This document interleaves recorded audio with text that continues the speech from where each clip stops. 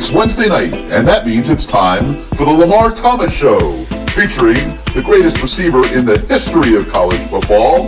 Just ask them, Lamar Thomas. I was born in Ocala, Florida. I moved to Gainesville to go to high school. Been recruited probably since the 9th grade, illegally, I might add, by the University of Florida. I still can remember Coach Solinger, Don Solinger, coming out to our practice one day. Here it is, this guy comes out in the University of Miami jacket, and I said, I can't believe that's Miami out here. And, you know, I wanted to go up and say, hey, I'm Lamar Thomas. And actually, I did walk up to him and I said, hey, Coach, I'm Lamar Thomas. And he said, I know. And that was the start of my relationships with the University of Miami. Patton, another good block, and Toretto lays it out. Touchdown, Miami.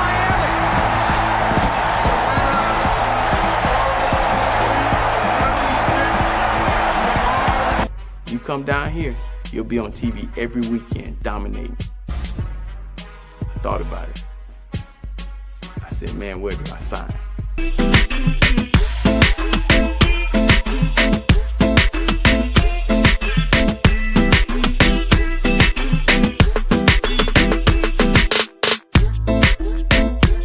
My mom, on Saturday mornings, I would wake up and she'd be holding my hand. I thought she was the weirdest lady in the world. But she was holding my hands and she would be rubbing them and saying, one day these hands are gonna make you a lot of money. She was smart.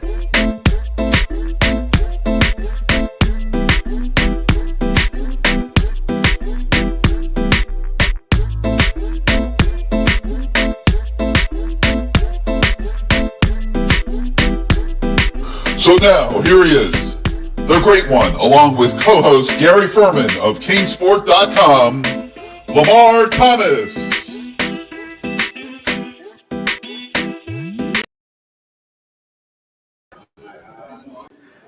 And there he is, the great one. It's Wednesday night. It's the Lamar Thomas Show. It's Miami, Florida State week, everybody. And that means Lamar is ready to rumble. Man. And, Lamar, what a show, man. What a show we got tonight.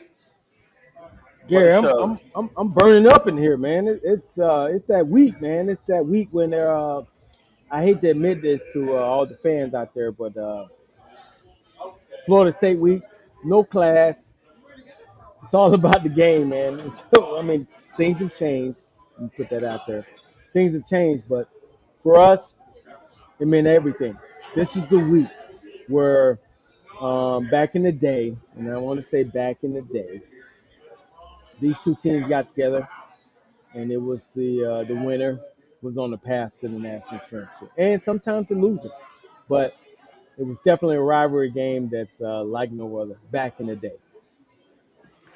Well, we welcome everybody to the Lamar Thomas Show this week. And like I said, we've got a special show for you. Some of Lamar's best friends from the day are going to be joining us tonight. Corey Fuller, William Floyd, Terrell Buckley, Derrick Brooks, some of the best names to ever play for Florida State. We'll have them in the house later, talk a little bit about Miami and Florida State and, what's kind of happened to the rivalry, what it still means today, what it meant back in the day. I'm sure they'll have lots of war stories. Tonight's show is sponsored, Lamar, by all Canes. Canes fan tradition since 1959. Lamar is at boat campers in Plantation, right, LT? That's right. We've been on a winning streak since I've been here, so I got to stay here. I do change my underwear, but we winning, so I got to stay here. And we'll give a shout out, an early shout out to Ryan Collins's Advanced Financial and Insurance, or Insurance and Financial, I guess I should say. We'll talk a little bit more about them later, but they're also sponsoring tonight's show. So LT, what do you got to say about the Canes, man? They won another one. Another nail biter down to the finish, another coin toss game, but they beat Georgia Tech. What'd you think? That's right. On the way to the car, I was exuberant. I celebrated. It was definitely an opportunity for us to win a ball game, and we won it. A little closer than I expected, but you know, uh, that's Georgia Tech has played us tough. They even beat us a couple years ago at home, but we were able to pull it out. And so, with that being said, I was happy with the win because at the same time, it could have been a loss. And we've had some nail biters. Whether the team is good or bad, we've beaten some good teams, nail biters. We lost some bad teams and nail biters. But we were able to win this game, and I think for those kids, and especially our quarterback, it's almost like his confidence and their confidence has gone up. So I was excited about walking to the car after a victory. And they had to fight through a lot of adversity, Lamar. It seems like there's always something in these games. Every week there's a different drama. And this week it was turnovers. And we saw something that we hadn't been seeing a lot of, and that was fumbles. Mm-hmm. It was a lot to overcome. Yeah. I mean, but with that being said, they were still able to pull it out. And we've seen, I've been a part of some great teams that weird things have happened during the season and you have to overcome obstacles. And for those kids, after everything they've gone through in the beginning of the season where people have basically counted them out, counted their head coach out, counted the AD out, counted everybody out, they were able to somehow keep it together through all the turnovers and with everything else, able to win a game against the Georgia Tech team. So I was very proud of those kids for what they were able to accomplish. Let me bring in our voice of the fan. He's back this week after a week on the sick list. Bruce Warner. Yep. Bruce, welcome back to the Lamar Thomas Show. And hey, I was home, baby. I was home in Newark, home, my hometown. That's where I was. Bruce, what are the fans thinking, man? What are the fans thinking? What are the fans thinking right now? I think a lot of them are thinking what I'm thinking. I mean, if he's 5-4, he hasn't won the 6. And if he does win the 6, if Pitt wins tomorrow, we're pretty much eliminated unless we are eliminated. So we could wind up third in the Coastal at 8-4. And there's still a million things wrong with the team. I don't want to be the downer, but you're asking me my opinion. Yeah, they won. They're 5-4. Big deal. That's how I look at it. The recruiting, the player development or lack thereof. Do you really believe that if those guys that are in the portal now would have gone to Bama, they all would have fizzled out like this? I don't think so. I don't think he's developed these kids well at all. Well, Daniel Ewing, one of our viewers, says we're having too many nail biters. That was last year too. Gary, you said all last year was nail biters. Could have gone the other way. Is there such a thing, Lamar? Do you take winning for granted to where it matters how you win? I mean, when you're sitting in those coaching meetings and when you lose a game, it's a different environment. It's a different atmosphere than you win a game. And that's the way I look at it. I mean, you can say what you want. We lost to Alabama. We lost to Michigan State. Those were not close games. They blew us out. Then you lose to 2 games that you probably should have won. Okay. Then you're able to regroup and beat some teams that in the last seconds or, whatever it is. So for me personally, I just like the growth of this team. I'm not saying the coaching staff. I'm not saying Manny Diaz. The kids, the growth of those kids and what they've been able to put behind them, because they could have quit. They could have quit on Manny. They could have quit on us. They could have quit on everybody.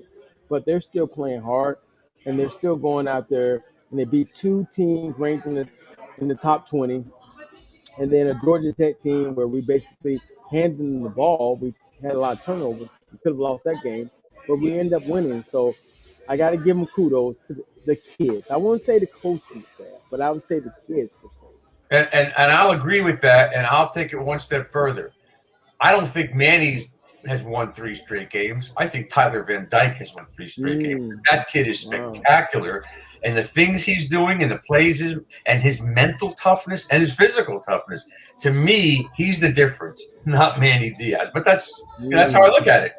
And as we talk, and LT, we talked before the show. Yeah. The offensive line is looking better because defensive backs are not up on the line of scrimmage anymore. Why? Because that kid could throw right over their head in a split second.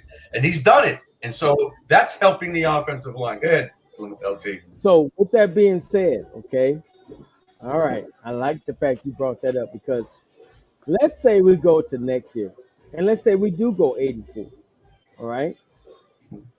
We got Jake Garcia. We got Jake Garcia waiting in the wings, okay?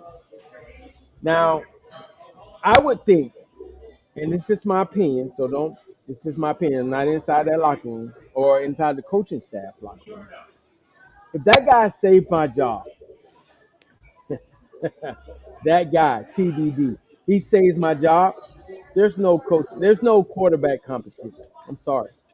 Yeah, but what does that mean for Jake Garcia, Lamar? Yeah, the portal. I mean, it is Hopefully what not, it is. But you know, today's kids, they're going in the portal. Yeah, but how quickly does he stay for spring practice and compete? This is a kid that played at 3 different high schools in a year. And he's had a few injuries, too. He's been hurt a couple of times. He got hurt in the spring, and he got hurt now. Well, guess what? He's probably not staying. But I'm telling you, if this kid saves Manny's job, they have to go into next year saying that this is our guy. You can't. Are you going to dismiss this kid after he saved your job? You can't. Human nature is you're not going to do that. So, I mean, unfortunately, there are going to be casualties at the quarterback position. Hopefully, you can get some other transfer portal kids to come in because we know it's a long season, and maybe we'll have some depth. And I'm not trying to speak for the kid. I don't know the kid. Maybe he does stay. Maybe he does stick it out and say, you know what, I'm going to stay here and compete the whole year. But we all know how these kids today think. It's going to be hard. I don't know. He seems to be a big Miami cheerleader. All offseason, he was a big Miami I know. It's crazy. But, you know, I'll tell you guys something. I may have said this on the show last week. I can't remember. We do so many shows. But, like, if you took a poll of everybody in the program, Lamar, September 10th, okay, and it was blind, and you were just writing the name on a piece of paper and putting it in a bucket, and the question was, who is going to be the quarterback of the future for the University of Miami? I am telling you, it would have been at least 3-1, Jake Garcia. Yeah. It was not going to be TBD. Because and it wasn't necessarily that one was better than the other physically or throwing in practice or whatever. It was his personality, his leadership. He just had that kind of it factor. Tyler was the quiet guy over here that just sort of was, you know, putting his time in, never expected to play this year. But Lamar, man, when Derrick King went down and Jake Garcia went down, this kid flipped a switch like I haven't seen in a long time. Well, it wasn't a quick flip of the switch, but it gradually flipped, and I like what I'm seeing. And I can tell you this, I would think as a play caller, and this is Rhett Lashley, probably thinking that, you know what, God, I can actually call a better game now because I have a kid that I trust. We vibe, as the kids say, we vibe, and I can open things up now. I don't think in the beginning of the season, knowing Derrick was hurt and knowing when TBD came in there that he felt comfortable calling plays. He went to safe plays maybe, but now I think that now you look at the throws downfield, you look at what they're doing, it's entirely different than before. And as a play caller, like I said, as a coach, you say to yourself, you know what, I feel comfortable with this kid, let's let it ride. And that's what they're doing. Yeah, and we said after the Michigan State loss that the next game that they were playing, which was Virginia, they got to start throwing the ball down the field. They got to take shots. And they started to do it in that game, and it's progressed since. And that's why, as we talked before, that's why they're not stacking the box, 8 in the box. So now Lashley says, my God, I'm not going to have to worry about my quarterback getting killed. I can really call plays. I can underneath routes, medium routes, and long routes, and they're doing it. So now if you're the defensive coordinator, you ain't putting that many people near the line of scrimmage because you're going to get killed. This is exactly what we thought was going to happen going into the season. But King, the knee must have never really been good, and the arm got hurt in the Bama game, and that's it for him. So a blessing in disguise, I say. Manny might be the recipient of this blessing. Hey, Kid's really good. Sorry. No, I was just going to say, Lenore Samari, one of our viewers, wants to know, what do you remember playing against Florida State in your time? Before you answer, I think I got a feeling. I know They've only given up 2 touchdowns in 3 games. Got it away just in time. Put it up high. 100. Make the catch. Touchdown. Upland. Toretta is clobbered on the play. It's Lamar Thomas. Lamar Thomas is the hero under the cloud. you remember that, LT? Was that T-Buck? No, it was 2. Cliff Abraham? Cliff Abraham. But I got to be honest with you. That was a great play, and it was one of those plays where you look back on it, and it put us up. But the play I think that put me on the map was beating Terrell Buckley for a touchdown in the 31-22 game at home, because I was a sophomore and I was still trying to figure it out. I was starting in between Wesley Carroll and Randall Hill, but it's Florida State. It's the 1 and 2 in the country, national TV. We've been running the ball all day. I don't think we've completed maybe 4 passes the whole day. And one of them was from Craig Harrison to me in the corner of the end zone in front of all the bus drivers. And it was one of the greatest moments of my career. Actually, and T-Buck ended up being one of my best friends. But that, to me, let me know that I had a chance to be special. And, the touchdown against Clemson Abraham, I was a senior.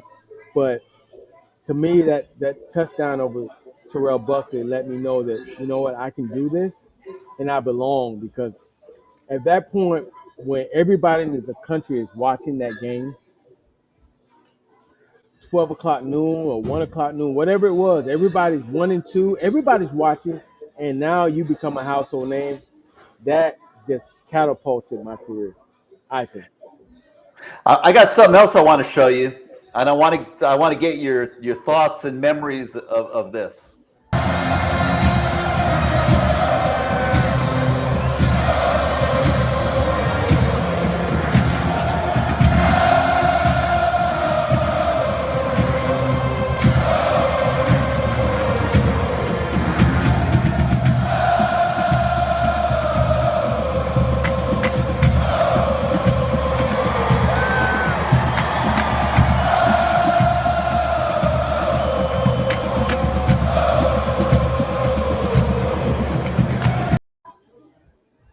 Man, I'm vibing right now.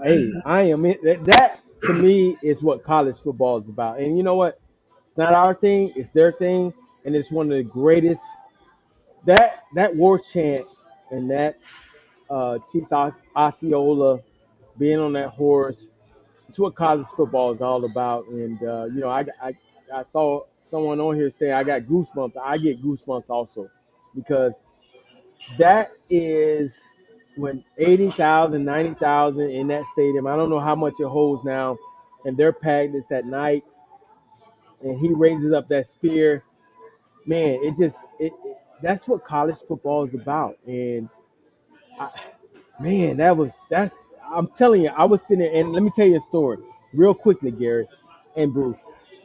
So before I played those guys from my freshman year on, during the week when we played them, I would walk around with headset on playing that war chant. Because Really? I wanted to be when they played it, it wasn't surprising to me. And after they beat us, my redshirt freshman year, when Gino started that game, they beat us. I started playing that every time we played them. And let me tell you something. Those DBs thought I was crazy because every time they played, I go, "Oh, you hear that? They playing my song. That's my song. That's my song." Because I played it throughout the week because I wanted to get used to it because I knew up there, especially up there, it was going to play the whole game. And that's what I saw my redshirt freshman year. So that's what college football is about. And kudos to Florida State and the Seminoles. I mean, that's when I think of college football, that has to be up there. Okay, but let me ask you a question. So Virginia Tech has Sandman. I mean, Who? but Yeah, that's cool. That's cool. But So it does doesn't- South Carolina. but you So say does the Seminole war chant trumps that, right? Yeah, I mean, so does South Carolina. They got some Enter the Sandman thing too. I mean, yeah, that's cool. It's good, but it's not as recognizable as the Seminole War chant. And when that thing gets going, man, and he raises up that spear, it's no better atmosphere. You got to give it up to Dope, man. Dope Campbell, man. It's an institution. Obviously, our institution It's the smoke. the stadium was torn down. Well, but that's going to be my next question. Okay. Where does that stand next to the Canes coming through the smoke? I'll say before everybody started copying. Right. Mm-hmm. It's right up there. We're innovators. I mean when you hear the war chant or when you see the horse of Chief Osceola, Florida State. When you see us running out of smoke, you say, "Oh, that's Miami." Everybody's copied it, but you say, "Oh, that's Miami," or you might see somebody else copy it and you go, "They got that from Miami." I mean, we're innovators. I mean, that's college football. I think the funniest of them all was when they did that video, and then I don't know if you were in it, but they beat them 31-0 in the first game after doing that video. It was just the greatest. Yeah, that was my freshman year, and I got to tell you, I called my dad during that week, and I said, we got no chance against them. They got Deion Sanders, they got Sammy Smith, they got all these guys there on the video. We got no chance. And I watched this in practice. I was a freshman. We have no chance against them.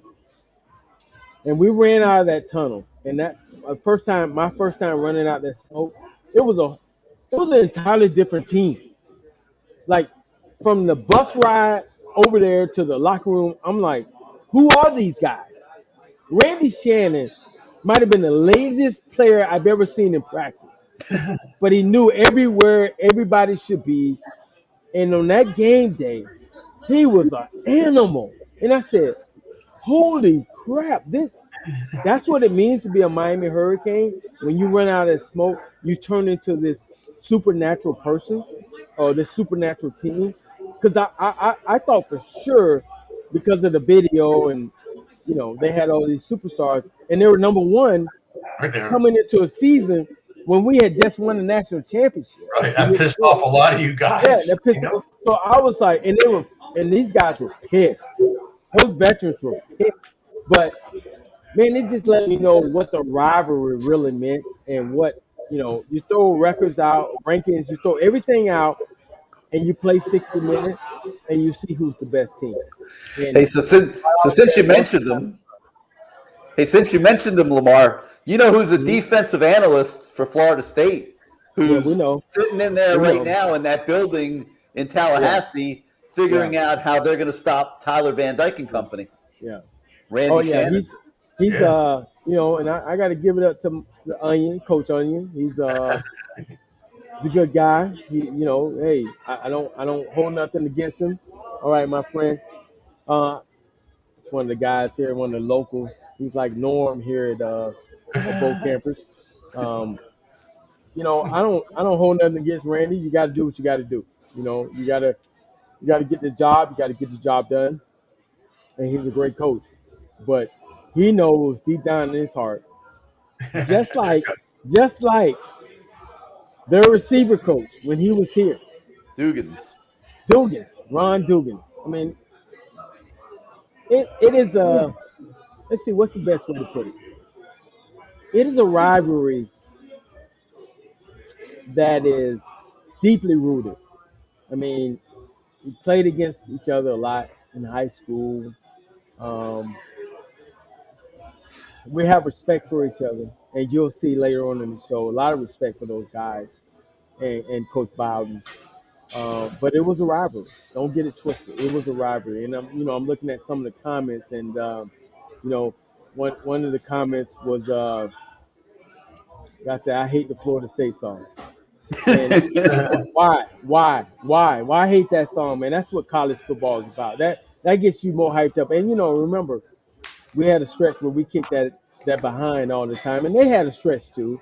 So maybe that's why you hate the Florida State song. But plus 3 hours of the same damn song, it gets a little monotonous. Hey, if you don't want them to play the song, score on that ass. You know what I mean? If you don't want to play the song, you score on them. You score on them. You score on them, dog. That's the way you set them up. I think Florida State won 7 straight in this series, and Miami won the last 4. How about that, Lamar? How about that? That's what it is. Dennis Lopez said, LT, you should go give the pregame speech. I gave the pregame speech one time. Florida State, when Randy Shannon was the head coach, and we went up there and won we won, and man, I gave it to him, man. I don't think Randy would ever bring me back for a pregame speech. I used a lot of profanity. I talked about not going to class during that week, because rules were different, and when we were playing, we made a point that this is the biggest game of the year for us. So nothing else should matter but this game. So you got girlfriend problems, let her go. you got class problems, don't go. If your car broke down, leave it on the street. We got to win this game, dog. And that's the way we looked at it. So, it was fun. I lost a friendship over this. A friend of ours, when I was married to my ex-wife, had their child's bar mitzvah on the Florida State-Miami game. I didn't go to the bar mitzvah. Figure it out. They hate my guts. But you know what? We won. So it's all that matters, right? It's all that matters. We won. I lost a friend, so what?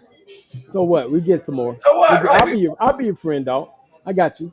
Hey, you want to hear a funny story about? You have a few minutes? I have a really good story. Go ahead. Before the wide right 2, which the game was here, Chris Fowler calls me up like that Wednesday or Thursday and asked me, let's go to have dinner. I said, okay. So we went down to this fish place in Miami, and he had his cameraman with him with his camera.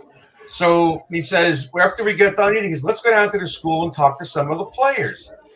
Now, a couple of weeks before that, I got caught in the big cheese with somebody by Dennis. So he called me up. He says, don't do it again. So I said, no, we're not going there. So I took him down to Caesar's apartment down by the old Miami Arena, and Hambone was there, Stephen McGuire was there, Kelvin was there, Leon was there, and of course Mark. And for 2.5 hours, they gave him an earful of what they thought of Florida State and how we were going to kick their ass, and they were our bitches and whatever, and everything that we do, they do. And they told him about the video the year before. So anyway, Chris goes on the air in the pregame show, and he picked Miami.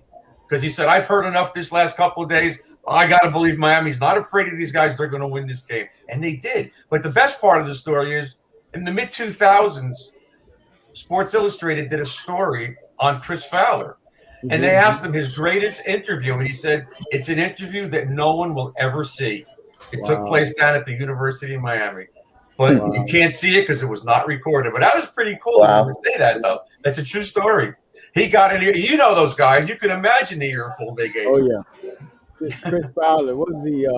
At that time, back in the day, he was Scholastic Sports. Remember that? Yeah. Oh, yeah, Sports. Yeah, he did those, yes.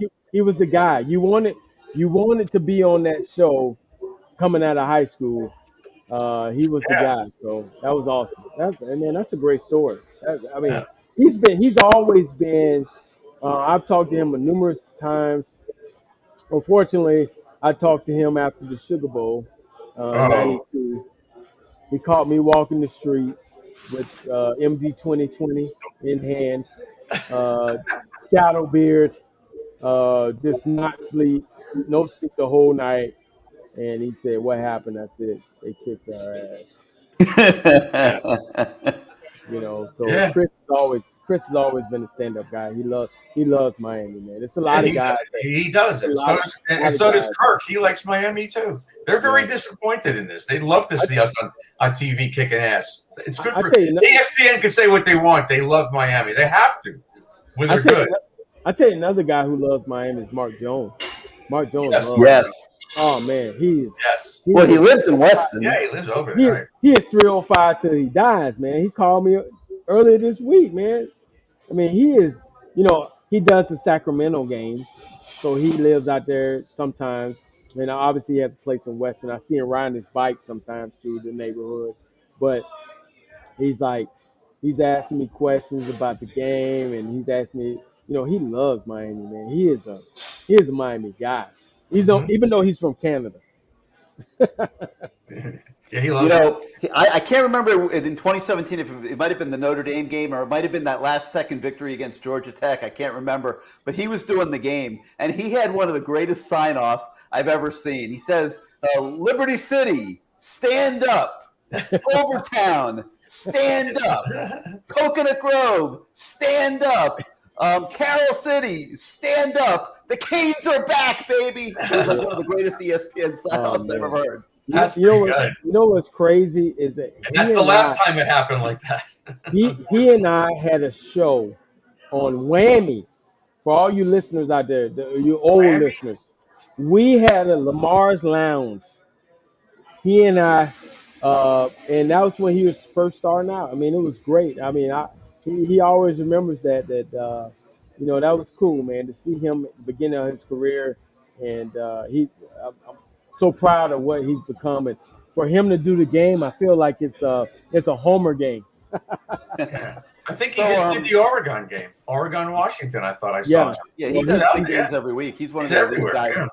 All right, so guys, listen. So Lenoris Murray, one of our viewers, asked the question that I believe this game that the tight ends are going to ball out for the University of Miami. Both of them. Okay, and I got a guy that's sitting in the lobby right now. Let me take that off the screen and hit this button. And that's one of those tight ends, Mr. Will Mallory. And we're going to bring his friend Alex Bogdan on as well. And they're here tonight to talk about Miami FSU, of course. But today is a big announcement for these guys. And the University of Miami became the first school to have a group of teammates do the first NFT drop as a consortium together. And it's a company called Draftly. Alex is affiliated with them. Will's one of those players. And I'm going to show the NFTs in a minute. But guys, welcome to the Lamar Thomas Show. Will, we're going to talk some ball with you as well in a minute. But Alex, why don't you just take a minute and tell us a little bit about this NIL deal that your company has put together with Will Mallory, Tyler Van Dyke, Leonard Taylor, and Zion Nelson. And Lamar Thomas. And Lamar Thomas. Yeah. Don't forget. Lamar? Wait, I'm sorry. Yeah. No, exactly. Well, thank you guys for having us on, and Will, thanks for joining. We're super excited about this.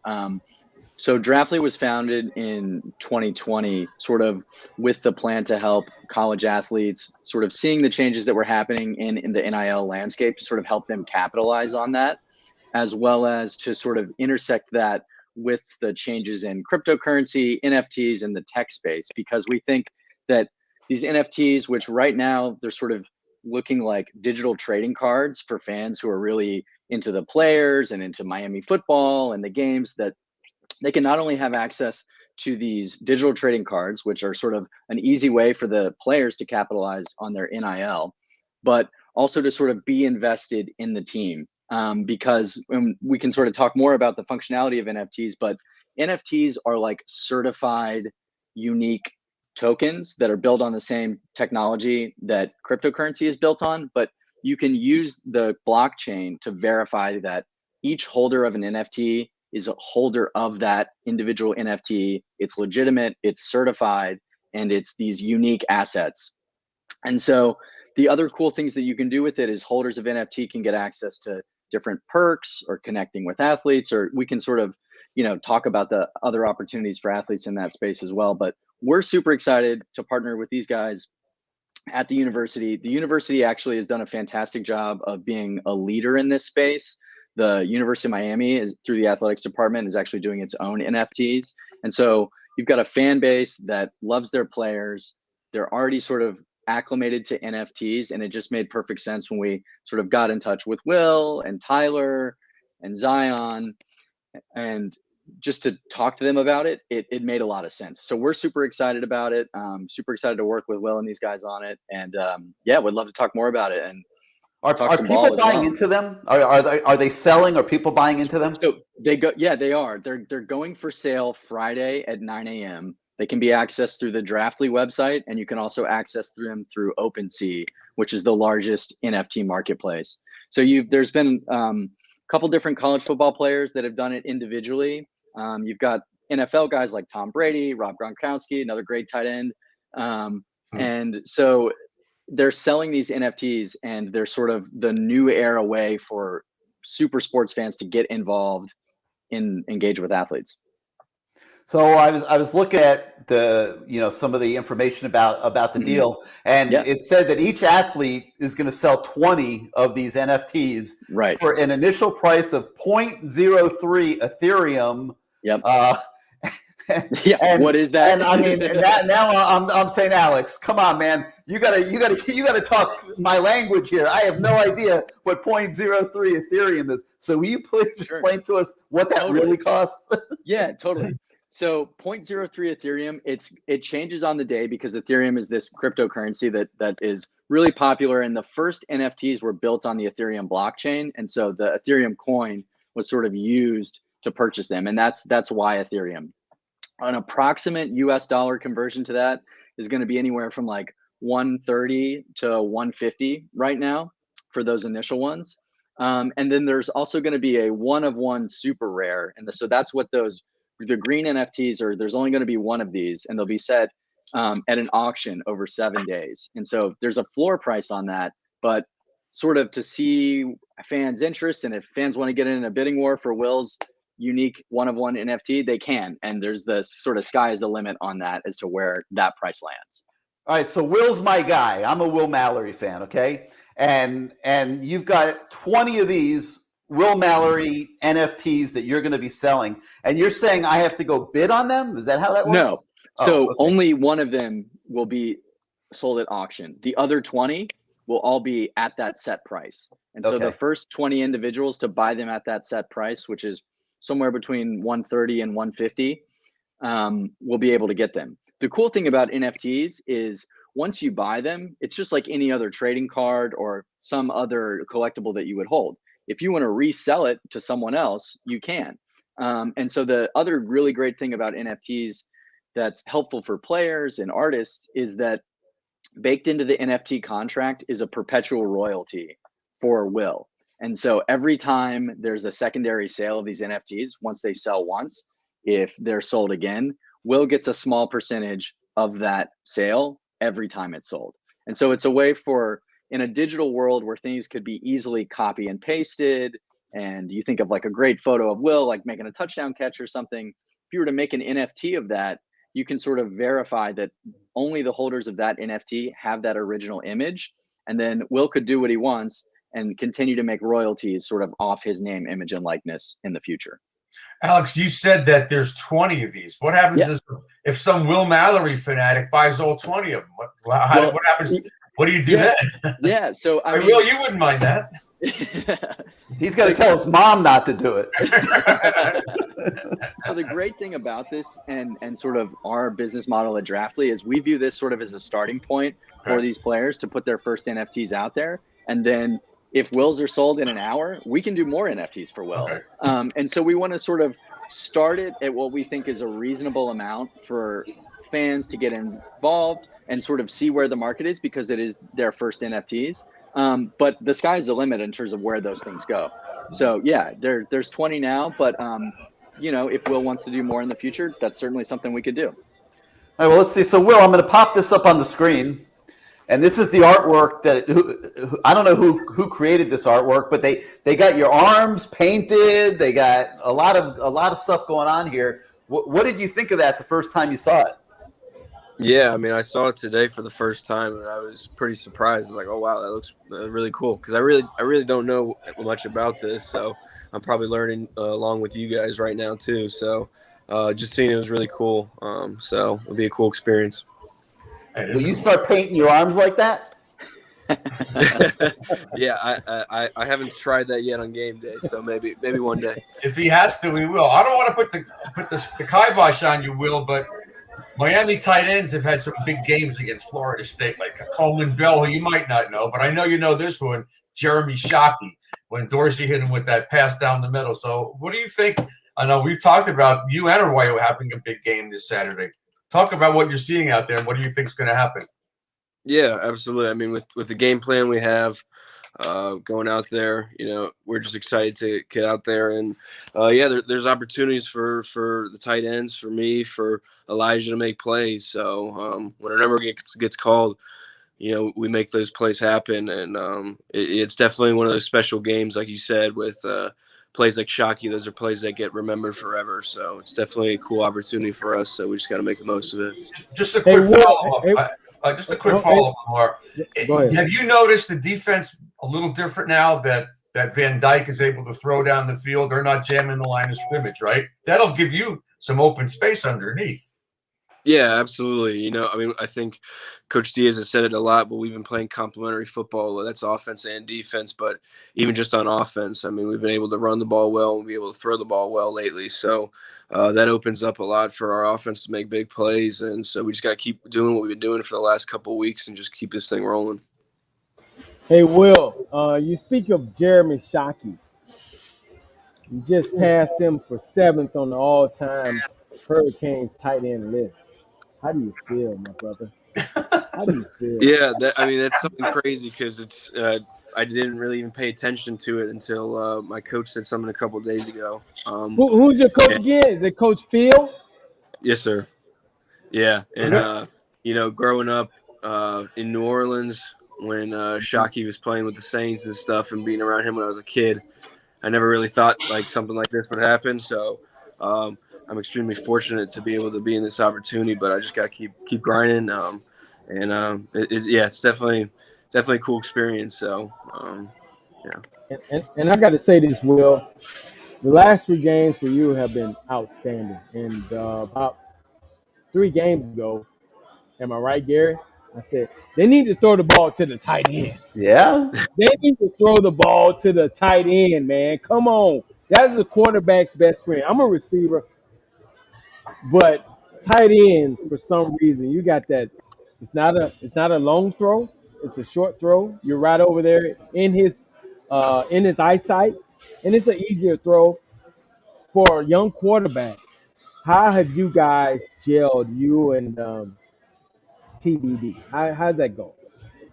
Yeah, I mean, I've known him since he was a recruit here. I took him on his official visit and stuff, so I've known him for a while.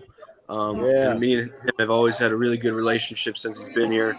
He's an outstanding kid, and he's a really good friend to have too. So, me and him have always been close, and now that it's his chance, I think we've definitely really started to gel over the last couple of games, like you've seen. And so Will, I'm hoping did you buy him a drink? Did you buy him a drink when he came on this visit? Be honest. Did you take him out to maybe like the dollhouse or something? I'm just asking, bro. You don't have to answer that. You don't have to answer that. I was just playing. Of course he did. You gotta always be friends with the quarterback. You gotta always do what you can for the quarterback. Yes, sir. We got one of our viewers, Falconer X. I don't know if this is a real picture of him or not, but he claims that you got his 9th grade nephew into football and it has changed his high school experience. Do you have any idea what he's talking about? I do not know. It's a lie. Well, it sounded like a cool story. Yeah, maybe I just forgot. I'm sorry. Hey, Will. A better question. You said today, I believe, that you're going to be coming back for another year next year. Talk a little bit about what went into that decision and what you're looking forward to here over the next year. Yeah, I think. I think I came into the season even kind of predetermined that, I'm not ready to leave yet. I want to stay for another year. And so I kind of, I don't know, it's just kind of been my thought process. And, with the way things went a little bit at the beginning of the year, I think it's definitely best for me to come back. And especially with what we're doing right now, I'm excited to come back because I think it's only up from here with all the young guys we have on the team, with all the talent, with the way that we're playing right now, with the coaches, how we're doing everything right now. I mean, I want to come back, and I'm excited to come back. So obviously we want to finish up this year strong, but I'm excited for next year as well too. Hey Will, I gotta ask you a question. I mean, you're a tight end, but you're really a receiver. You're a big old receiver. Okay. How has that whole blocking thing gone? Is that something you feel like I got to come back next year? I got to get better for the pro scouts, and I got to get better at that because we know you can catch the ball. We know you can run routes. How is that going? Because you're a tight end. I mean, I as a receiver, we don't have to worry about too much blocking. But you, per se, being down there in the with the big uglies, you got to worry about that. Yeah, absolutely. I mean, I think that's it's something that each year that I've tried to get better at. In high school, I wasn't really asked to do all that blocking, and they always trying to just give me the ball. Who was Will? Yeah. So it's something that I'm definitely taking pride in. I feel that I'm improving this year on it too, and next year too. I mean, I definitely want to see that improve in my game, not only to help the team, but obviously help myself because that's NFL teams. They're looking for tight ends that can run routes, that can catch and can block. So it's something that I just want to keep improving in my game. So yes, sir. Are you and Arroyo ever on the field at the same time? Oh yeah, he scored his first touchdown when I like that. You're a tough matchup, and he's really a tough matchup too because he can run. Oh yeah, that's a good he's matchup. A big kid. He's a lot bigger than I was as a freshman. So he made that really nice sliding catch last week. He looks good. The both of you. I think that's a great weapons, especially against Florida State. I think their pass rush is coming after TPD. They have a very good pass rush. But I expect you guys underneath routes, some things like that, some comebacks, things like that, because I don't know how much time he's going to have. I also hope they get Knighton out in the flat because, right, Alex, that boy in the flat, he is dangerous. Bruce wants to coach. I want to coach. Yeah. Bruce wants to be on the headset with Lashley on Saturday. He's Hey, Will, I got some fun questions. What is that meeting room like with Stephen Field in there? I need to know. What that he's a character. And how is his weight loss program going? I need to know. Yeah, no. He's gonna get cut tomorrow if he answers these questions. No, Coach is awesome. No, he's a great guy. Like you said, he is a character, so it's always an interesting day in that room with him. But he brings the juice, and he's a great leader to follow. Him and our assistant coach, Kyle Cooper, they've done a great job with us, so that's credit to both of them. But yeah, no, Coach is doing well. He's doing well. He's getting slimmer from when I first met him. He's looking good. He's ready for summer weather. Hey, Will, has he hit you with nice talking to you? When you don't, like, when you're like, he's saying something to you and you look away and he says, "Oh, nice talking to you, buddy." Oh yeah, I coached with him at Hampton. I coached with him at Hampton, so he was actually my roommate. So he's a great dude, and he hit me with that so many times because I really wasn't listening to what he was saying, and I would hear him say, "Nice talking to you, buddy." Oh yeah, he's got all those little one-liners. He's a funny guy. So. Hey, Will, before we let you go, it's not too long ago that we're sitting out at Green Tree in fall camp in early September, and Tyler Van Dyke is sharing reps with Jake Garcia. nobody's really thinking much about him. You guys went through scrimmages and things like that. Nobody ever said, man, Tyler Van Dyke was unbelievable in that scrimmage. He was quiet. Jake was the flamboyant one, with the team and everything. And then all of a sudden in the last like 3-4 weeks, it's like Superman coming out of his, cape. I mean, it's like he just flicks a switch and has just been absolutely unbelievable. Talk about what that's been like for you and your teammates to watch evolve here over the last month. Yeah, I mean, and that really doesn't come to much surprise to the guys that have been around him since he's been here. Just because the way he approaches everything since he's been a freshman. I mean, since he was an early enrollee freshman, I mean, it's never really seemed like he was a freshman, He's always seemed like he was very mature and, savvy. So with what he's doing now, I mean, it's awesome to see, and it's great, obviously, but it's not a surprise to me just from the way I see him work, the way he approaches everything since he was, last year's a freshman, even when he wasn't playing. So the way he approaches everything, the way he works is exactly why this is happening right now.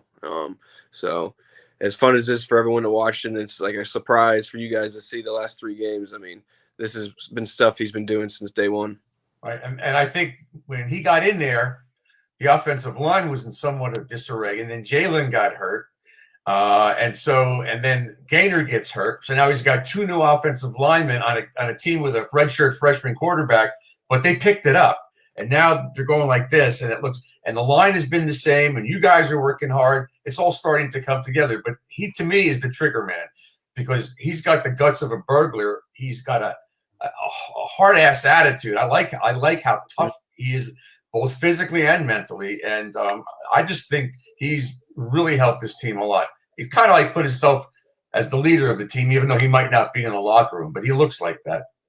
No, absolutely. And that's credit to all the coaches on the coaching staff for, coaching up the changes that we've had. And also that's credit to the quarterback room with Coach Lashley and Derrick. I mean, you can't really ask for a better leader with Derrick there. So being able to have Derrick there last year and this year really being that leader,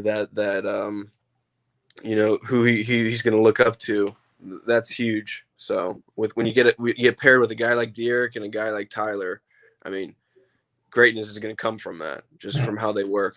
It's fascinating how Derrick gets hurt and Tyler Van Dyke gets the job. He had 2 bad games, even though the teams you guys didn't play that well. But if Garcia wasn't hurt, who knows what would have happened? He might have been the guy in there, and he could have been taking off just like TVD is. Because he's really good, Garcia. I thought they were interchangeable when I watched. I didn't see a difference between those 2 guys. And I know we're not going to put you on the spot and ask you to comment in depth on this. But when I watched fall camp and I was out there on Green Tree when we were allowed out, I didn't see a difference between those guys. I didn't feel that one was standing out above the other. And I just think that what's been going on the last few weeks has just been amazing. And talk a little bit about the difference in vibe now on the team and what winning these games in a row has meant to the locker room.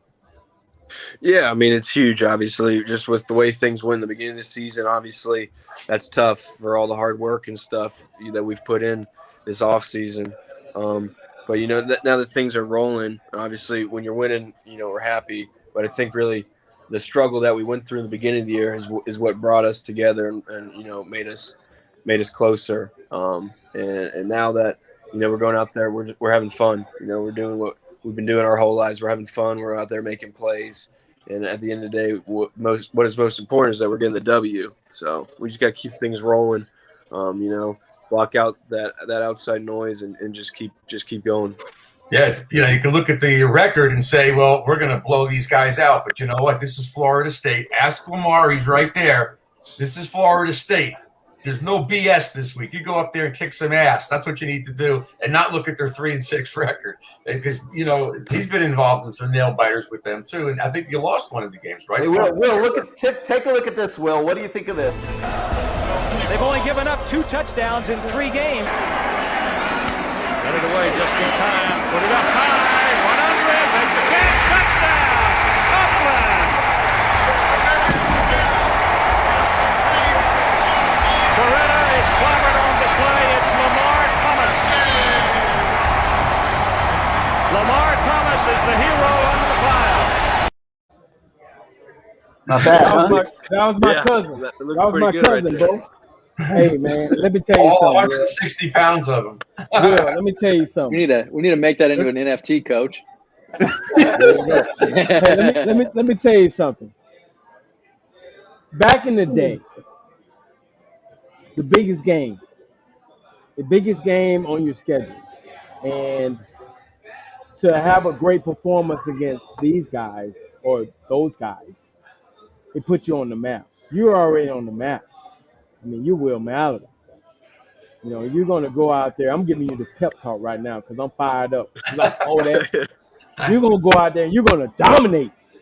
I got faith in you. And I've been saying since the second game of the year, you need to throw the ball to the tight ends, especially Will Mallory. And now they're throwing it to it. Oh, man, I can't wait to Saturday, man. I cannot wait to Saturday. And I know, you know, if you get that game plan and you're looking at it and you see yourself in that game plan, you're feeling real good. You know, I've been there. And you're like, yeah, buddy. Yeah, buddy. I mean, how going into this week and knowing everything that's at stake, because this is an opportunity for you to continue this win streak and to be a rival. How is it? How is it in that locker room? I just want to know. Yeah, I mean, I think it's like I said earlier in the interview that it's an unsaid thing that we know, you know, how serious this week is. You know, the way that you approach this is you can't treat it like any other game because it's not any other game. You know, this is a big one, and like you guys said earlier, it doesn't matter what their record is. It doesn't matter. They could have lost every single game this year. They could have won every single game this year. It doesn't matter because it's FSU week. You know, you come in there with a different mentality of that you got to do anything necessary to get that W. So, you know, the vibe around the locker room is we understand what we got to do. I mean, it's a business trip. We're going up there to their place. It's going to be a packed crowd, you know, crazy environment. So we just got to do our thing, you know, do what we know we can do, trust our training, and go out there and get the W. Hey, Will, let me give you a little word of advice. They're going to play that war chant to death.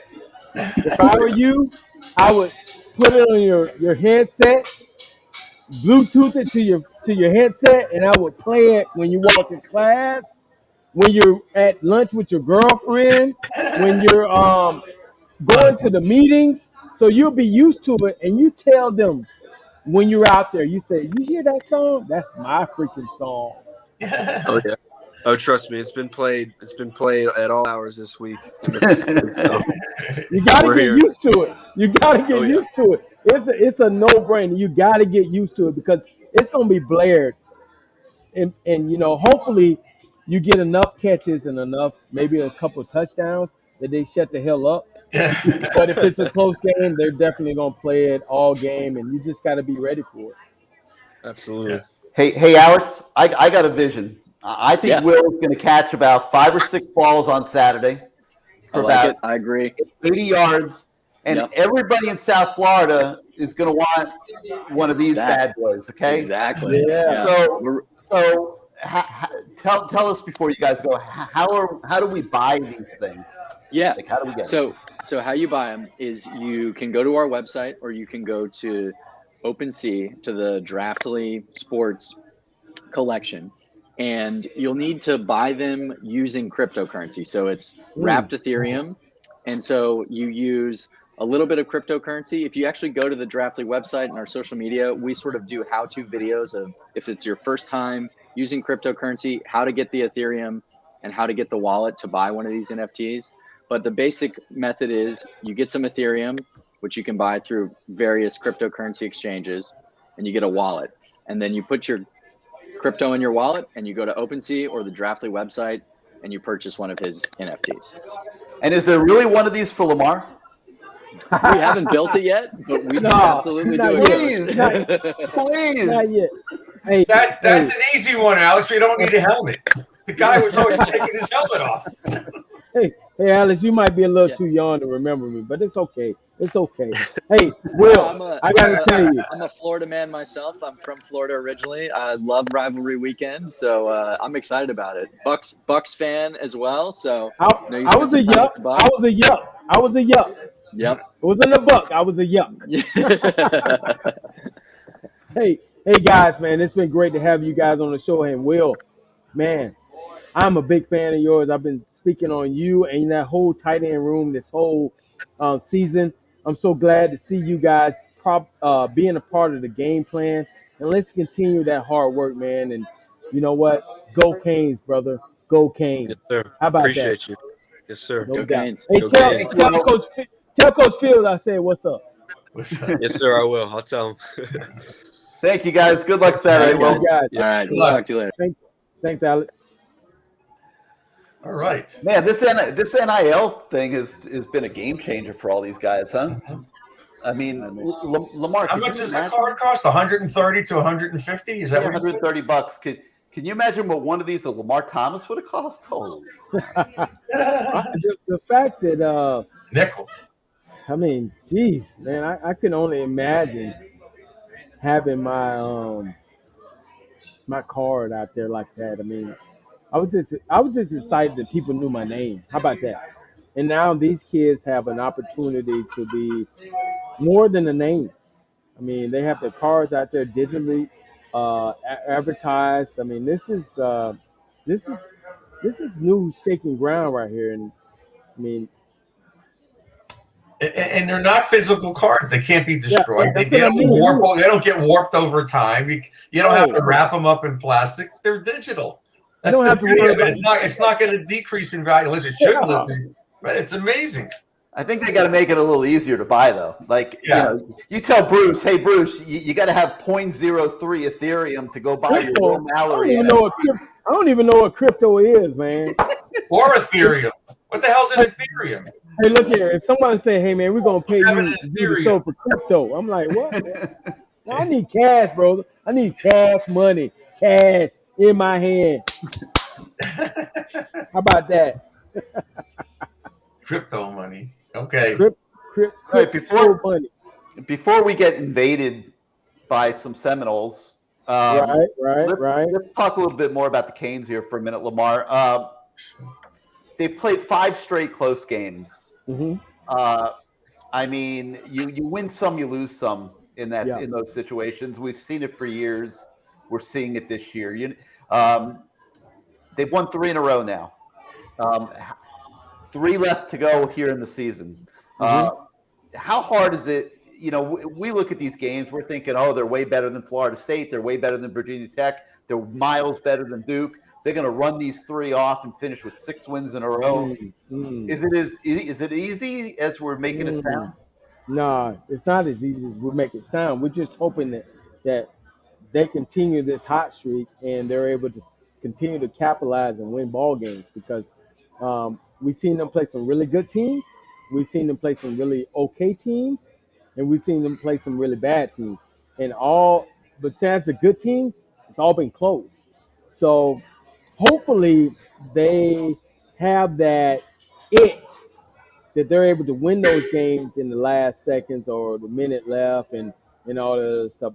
I'm reading this comment by Falcon X. I don't mean to change the comment. Lamar loves the tight end pass because it opens the deep throws to Lamar Thompson. 100%. Man, that guy knows me. That is why Rambo and all those guys catch passes. You're right. There you go. I like that. I like his picture. I wonder if that's really what he looks like. You think that's what Falconer X looks like? I hope not. Oh, he's got some issues. I think that's an actor. I forgot what movie that was from. If he looks like that, he got some issues, man. He got some things going on, bro. I'm reading some of these comments. I like to read the comments because, you know what, these are the guys that have been on every week, and they don't mind commenting on everything. Show me the money. I have the Lamar Thomas card. Oh, he's got it. You got the card? Send it to me, bro. I'll sign Hey, it. Lamar, who were your tight ends? Chud and Randy Bethel? Yeah, Chud, Randy Bethel, Joe Moore, All right, Joe. Okay. Coleman Bell. Coleman, I mentioned him before, right? Who's probably one of the most underrated. Hey, George. I like that. I thought you would. That's why do you think like he's doing a show? No, it's kidding. Like that. Coleman Bell might be one of the most underrated tight ends, and he could have probably been the leading receiver my senior year if Coach Harrison and I don't have a comment. Not comment. We don't have a conversation because I said, hey man, Coach. I mean, this is wide receiver you, man. Right now, a tight end is leading the receiver on our team. We gotta figure this out, man. And they start throwing the ball to the wide receivers even more. And Coleman, I love Coleman, but man, what a great athlete. He was a basketball player at. I want to say it was at it was Tampa Jefferson. Really good athlete. Not really tall, but he had one of the greatest catches over Errol McCorvey in 1991. It saved the game. It was a third or fourth down. He jumped up, leaped up, won the game for us. We were able to drive down the field and score the touchdown. I think that was inside the 5, somewhere around there. No. It was in the middle of the field. Gino threw it up there. He leaped over him and made the catch, and that kept our drive going. And obviously, Steve McGuire had a good game that night. Yeah, a massive game. But that was the play that won us the game. And Coleman Bell, what a hell of a tight end, man. I think he played a couple years in the league, maybe Washington. It's like an H-back. He's a little too small to line up and block, so they put him off the line of scrimmage. He's not a Will Mallory type tight end. He was a smaller guy that could get open, kind of like a slower receiver, but with great hands and great routes. Maybe a little slower than Brevin Jordan was, maybe just a shade. Yeah, just a little slower, but man, that guy caught a lot of balls, man. I'm telling you, I went to Coach Harrison and said, stop calling 74 wide delay, please. He's catching too many balls, man. Come on, man. This is wide receiver you, man. I was a hater. I gotta give it. I admit I hated on the tight ends. Hey LT, before the FSU guys come on, all right, let's talk about this. Both teams have been struggling. It's not the same as what Miami FSU was back in the day. Has this rivalry lost a little luster because of the on-field struggles of the modern-day teams? Hell no. This is still Miami versus Florida State. People are going to tune in just because whether they hate us, whether they hate them, whether they hate both of us together, people are going to tune in. And you know what? The fact that Florida State is a little down and we're coming a little up, but we're still down, they're going to tune in just because of that, because, you know, most of America doesn't like these two programs. For a long time, these two programs ran college football. And, you know, I just think that people are going to tune in regardless because they want to see what happens in this game. And these are two historic programs that are two of the greatest.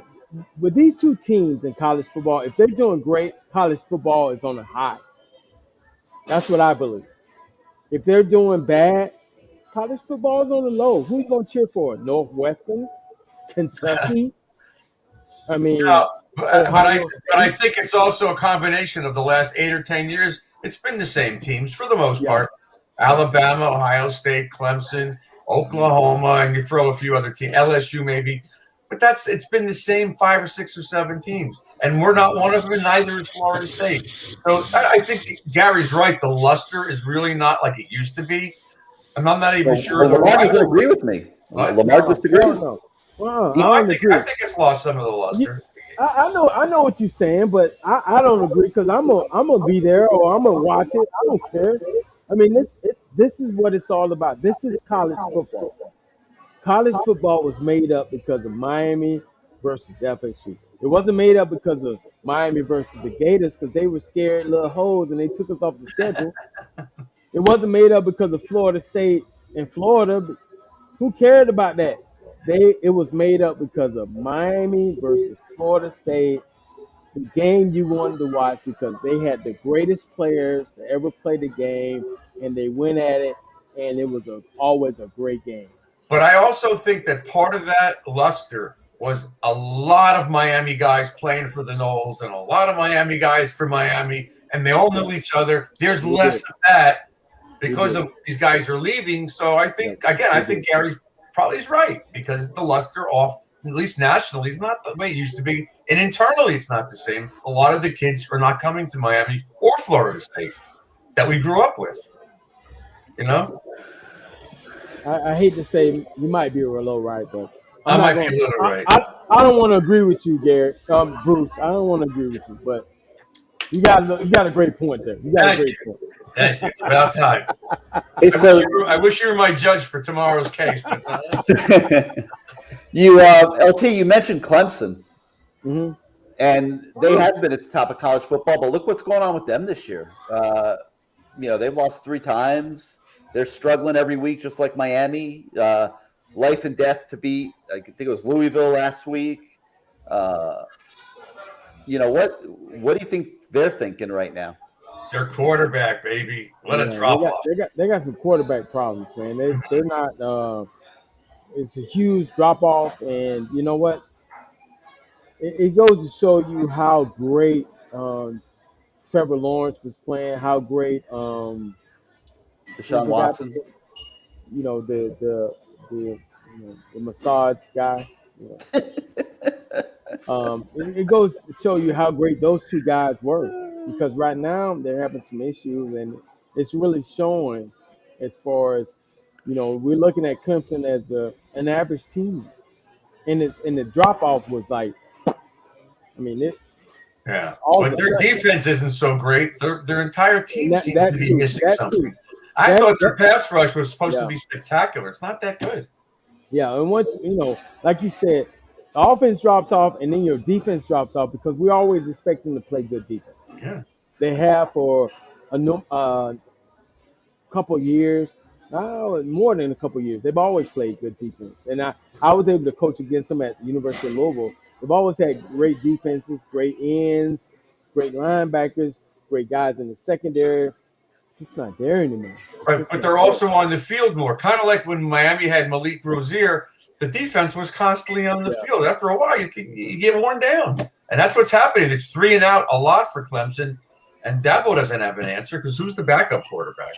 I feel bad for Dabo. I feel bad for Dabo. He's a guy with a lot of pride. And he ain't going anywhere. He's an old Alabama guy. He wanted to bring that up to me all the time that he was on the team. 92. I'm like, bitch, you ain't even play. Shut up. Hey, LT, I got a guy in the lobby who says he'll take you at the old Orange Bowl. He will take you at Doak Campbell Stadium Saturday. He will take you at Hard Rock, and he will take you on the golf course also. We do it. That's our man T-Buck. Welcome to the Lamar Thomas Show, Terrell. Hey, you are absolutely right. I'll take him anywhere you want to, right? Backyard in the base when I actually do him out there in Louisville. It doesn't matter. What? And by the way, that hat, man, you done lost a little weight, huh? That hat is too big for you, man. I mean, what's going on? His ears I can barely see your face. Just so you guys know, all the viewers understand. He's one of my best friends, and him and I go at it all the time. So, T-Buck, you have my sympathy on that. And for him to have on a muscle shirt with no muscles, a muscle shirt with no muscles, it's about right. It's about right. I remember this guy who was playing golf down in Tampa at Old Memorial with D. Brooks at one of his tournaments, right? And I'm standing on the back of the tee. He getting ready to tee off. And I'm just looking because I know that was Lamar, but I didn't recognize him because he started. he had gained a little weight and he started sweating like in the back of his shirt. He was sweating all up on his stomach. It was pretty. I felt bad for I didn't recognize my friend, man. I was like, we might have to go do some counseling real quick about what's going on with you. But anyway, is that the same counseling you went to in 1990 when I beat you for the touchdown? Yeah, well, we heard about that already in the first half of the show. That's what he's been bragging about. He's gonna say my ankle. Go ahead, Buck. Go ahead. You know, man, I had a Virginia Tech out there playing dirty. Oh. Rolled me up in the back of my leg. I had a high sprained ankle. Now what he won't tell you, we played 3 years and he had 1 catch. And that was on hurt ankle.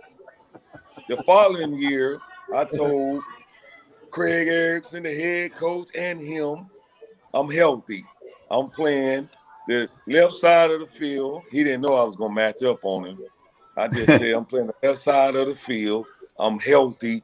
Man to man, you know where I'm at. Let's go. Well, to be honest with you, Terrell, T-Buck. That's Mr. Buckley.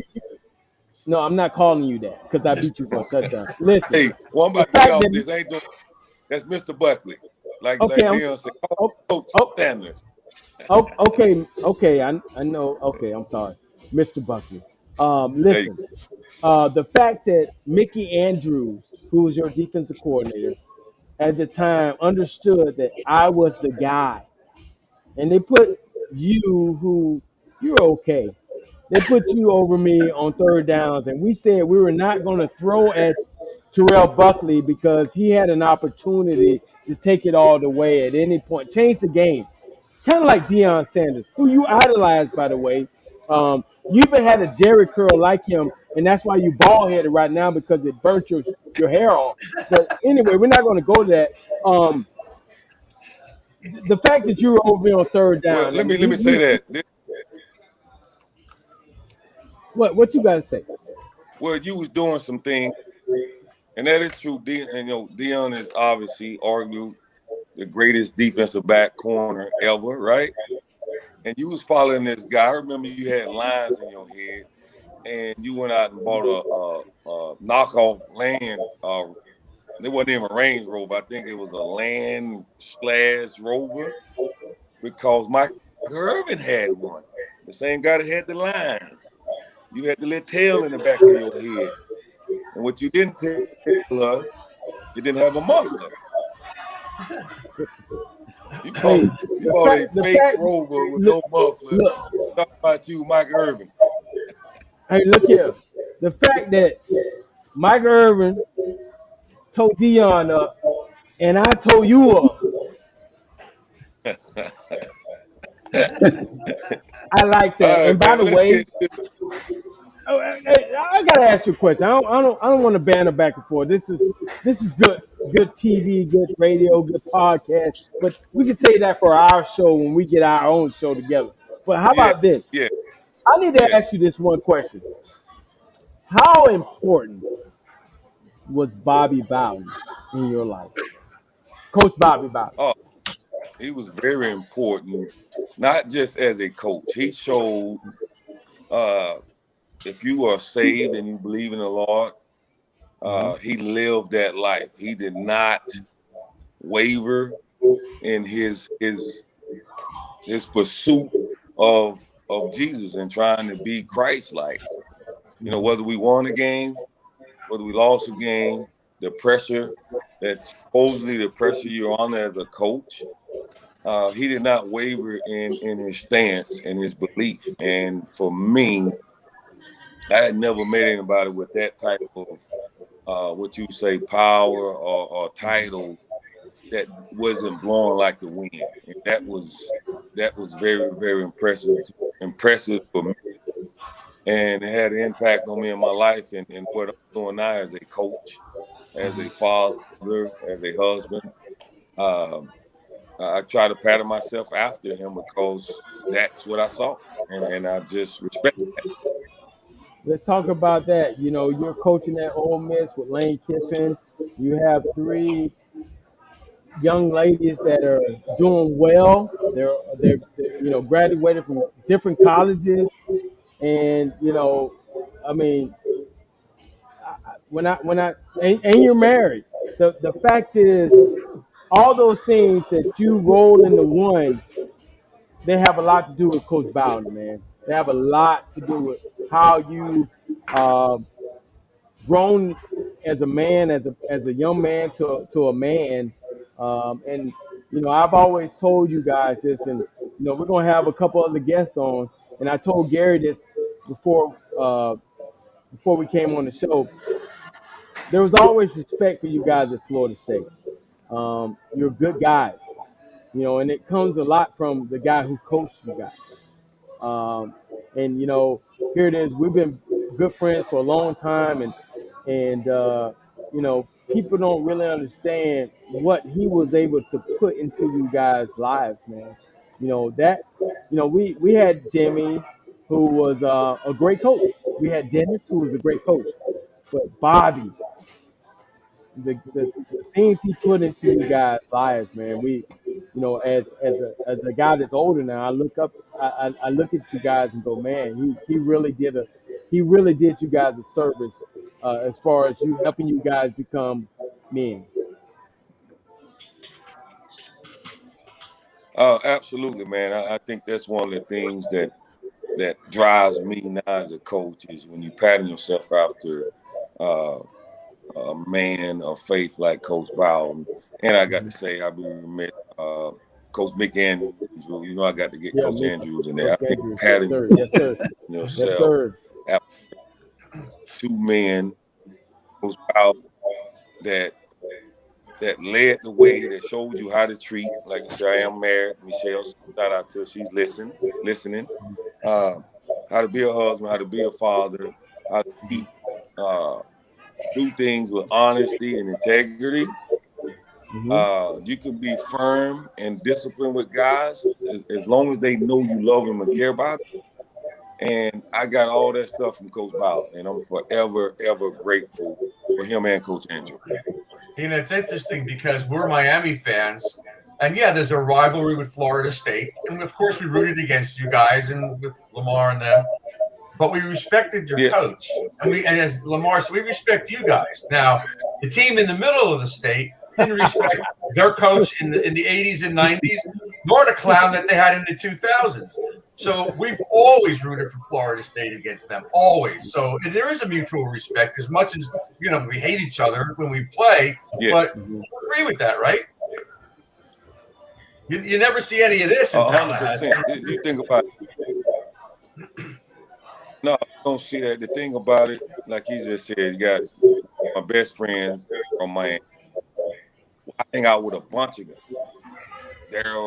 Daryl Fullerton, Daryl Williams. My roommate was Miami cornerback. Help me out, Lamar. He gonna kill me.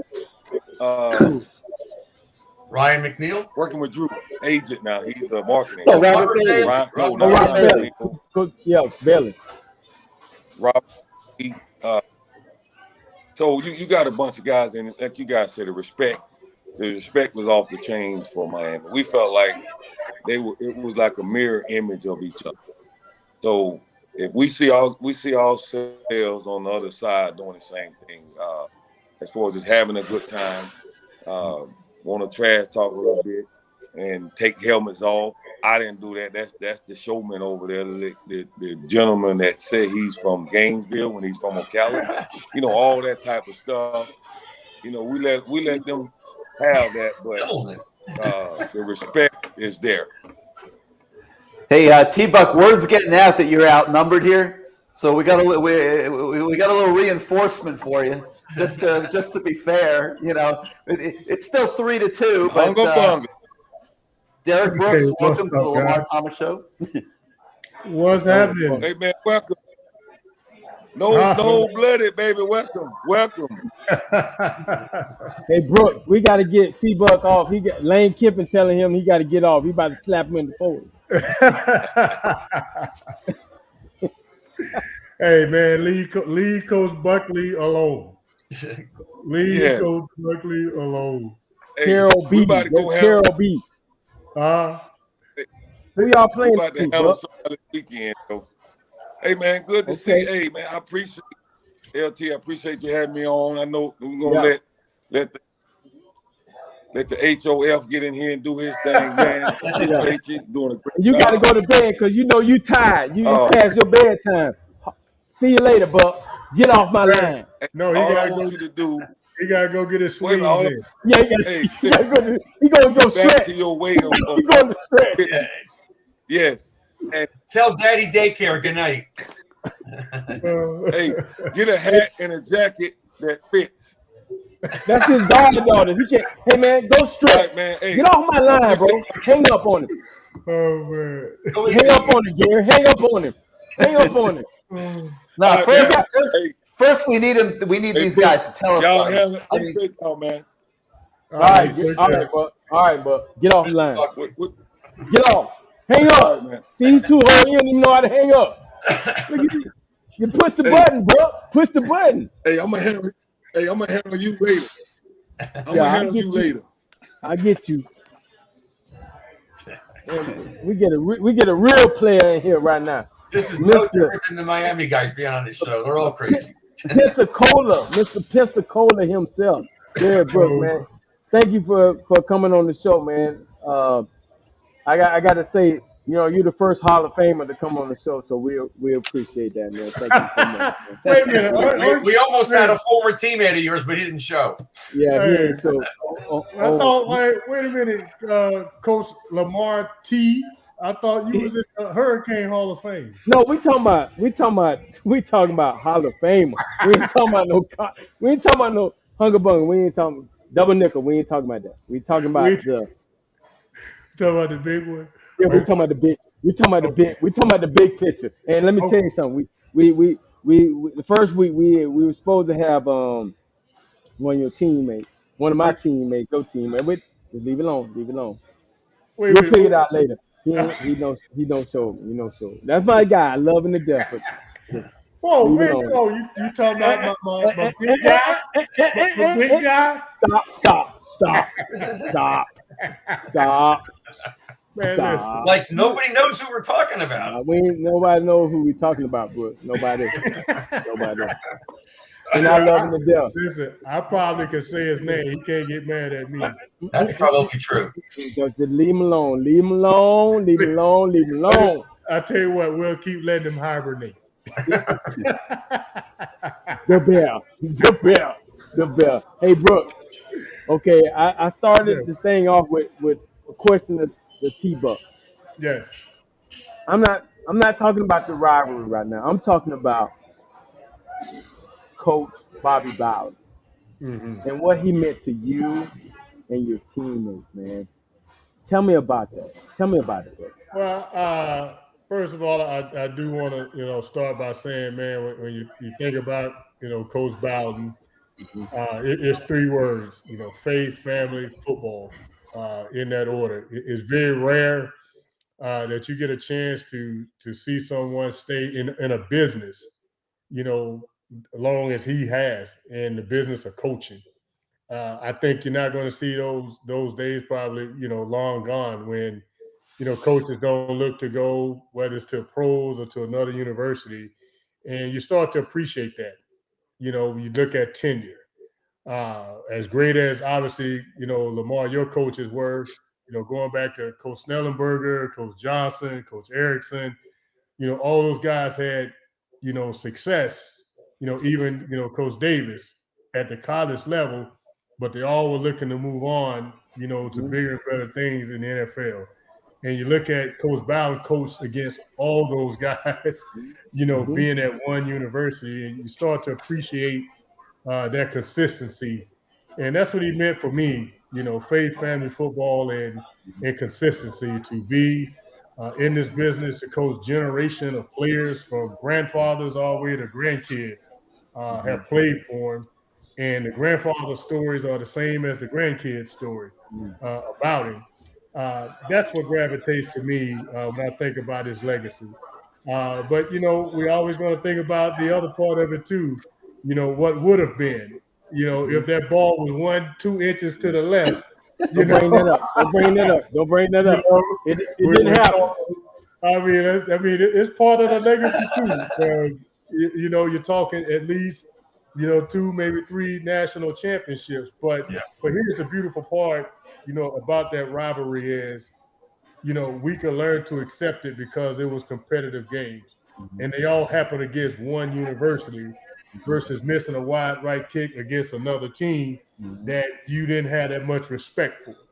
But the fact that we had so much respect for the rivalry of Miami, it's hard to digest, but at the end of the day, you can live with it because, you gave your best, and just a team just as good as you, if not better, came out with the end of it, and that's how you live with it. So when I think of Coach Bowden, particularly this rivalry, ultimate respect.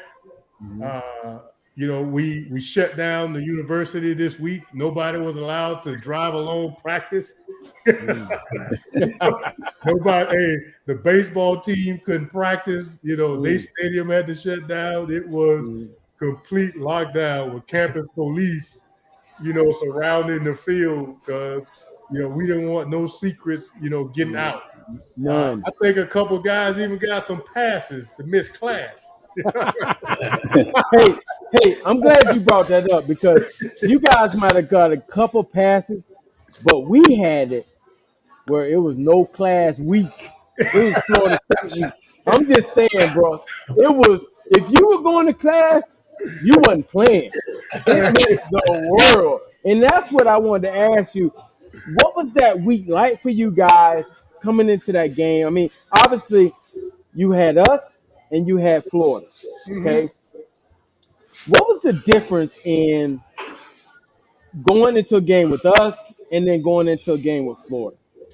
Well, I would say, first of all, I say this with no disrespect, to the Gators, but we knew this was a tougher game, period. From, the athletes being involved and, just seeing how, you guys were defeating opponents, blowing them out, during our time, and, Florida wasn't. We knew that the nature of the athletes on the field, we were looking more of a mirror image, of ourselves, to be honest with you, going against each other. Now, Florida had this rivalry for different reasons, and, it's been more of a dislike and hatred in that rivalry versus a dislike and respect in the Miami rivalry. And, we took pride in the fact that we played both universities. I'll let you get into that history with your colleagues, but it was a while that Florida didn't want to play Miami. Nope. And, reasons beyond this discussion, but, we never looked at it like that. We took it as an obligation that we had to play both universities out of respect and what it meant to the state. And another university didn't feel that way, and quite frankly, we were upset about it. During our time, like, hey, why they're not a part of this? And I think if they were, and the 3 of our universities played each other, then we could feel a little bit different, about the rivalry. But the fact that they were never a part of it, I think fed it, but especially for our fans. It fed into a lot of that hatred where, we truly couldn't say, hey, man, it was one true state champion. And whenever we beat both teams, we felt that way because another university chose not to participate for whatever reason. They didn't. And now, Derrick, we're playing you guys every year in the Coastal. You're in the Atlantic, and we're still playing you every year because it's the rivalry. We shouldn't have to be doing that. We should be every couple of years. But we insisted on it, and we're still doing it. Yes, Bruce. That's I think when both teams, obviously we was in the ACC first, but part of it when Miami came in, hey, that was part of the deal. It was going to be that, or nobody was coming. It was, hey, we're coming in, and it wasn't a matter of us dictating. And we've been, both universities been accused of that in the past. But we said for the respect that we have for both universities, yes, put us on opposite sides. And if we got to play each other twice a year, so be it for the championship. And that's, quite frankly, what we was hoping to do. But during the regular season, this is a part of the fabric of Florida State is going to play Miami every year, no matter what. And I thank both ADs for stepping up at the time and commanding and demanding that be the case. He can't help himself. He's always a showman. I thought that was Mrs. Doubtfire. Hey, he's always been a showman. You know, hey, that's why I nicknamed him Mr. Monday Night. We're teammates in Tampa, by the way. And I got to tell you something. Brooks, from the time you got there, I realized something about, and it goes back to Coach Bowden, and I keep bringing this up. I realized what he guys taught you guys. And what he, you know, I used to watch that Bobby Bowden show every Sunday morning, bro. He didn't know none of y'all. He didn't know none of y'all. He messed up. Gene Deckerhoff had to help him out every time. Coach, that's Derrick Brooks, coach.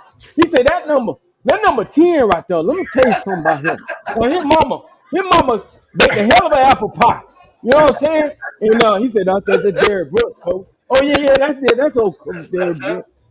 I love watching that, man. And it just when you got to the Buccaneers and I got a chance to be your teammate, I said, man, these guys, they're not like the guys I played with. Let me tell you something. I told Gary this before the show, and Gary laughed. I think Gary almost peed himself. I said, let me tell you something. The guys I know from Florida State, they're good guys. They're really good guys. The guys I played with, I wouldn't leave my daughters with them guys. Hell no. He did say that. Hell no.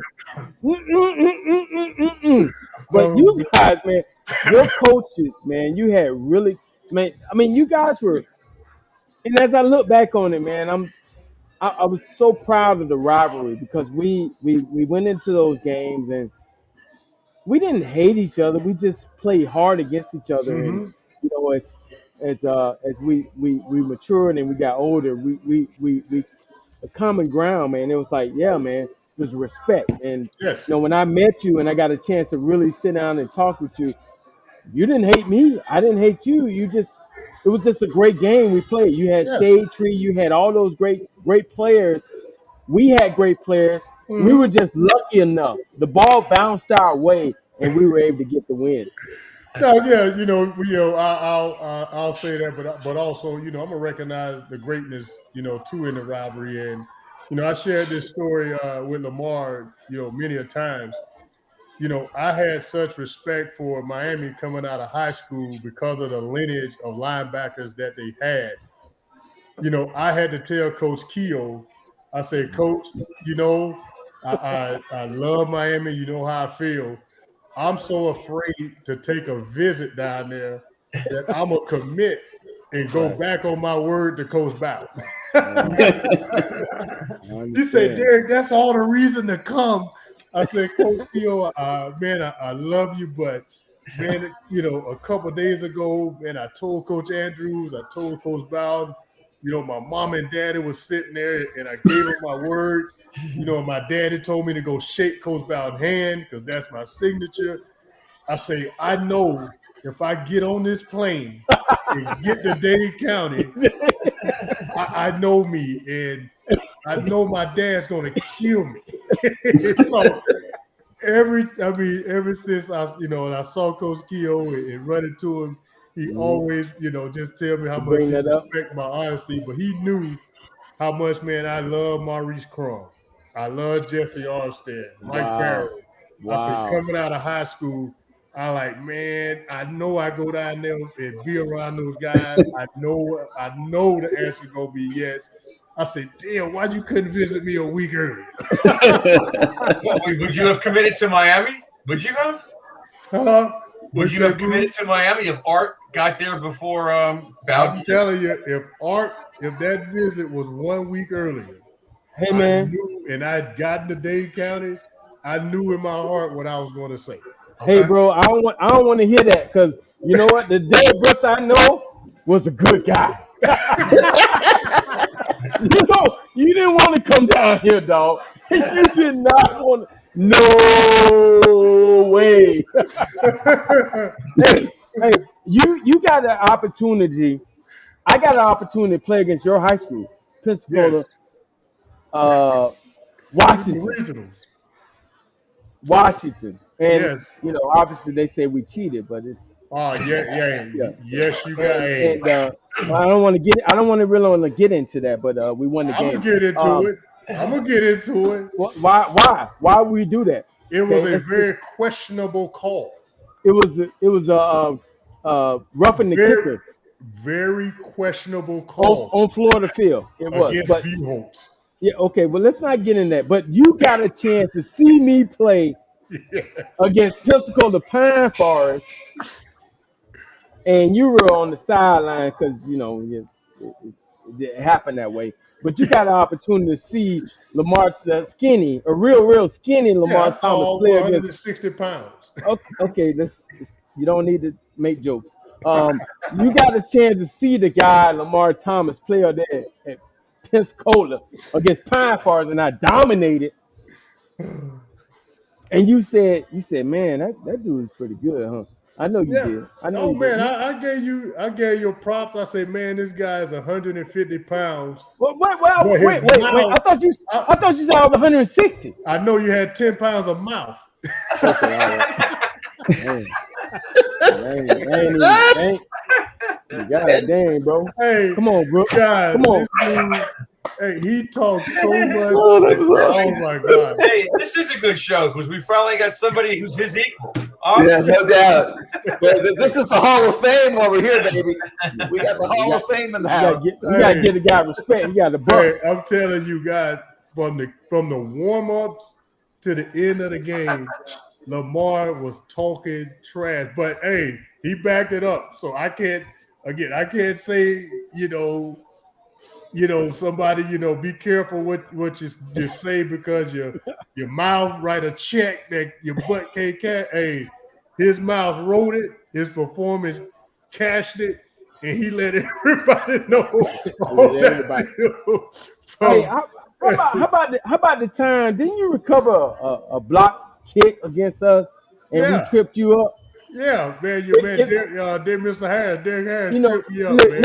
Listen, if there were two plays in that game I remember from Derrick Brooks. Blade of Grass tripped me up because I was going to the house.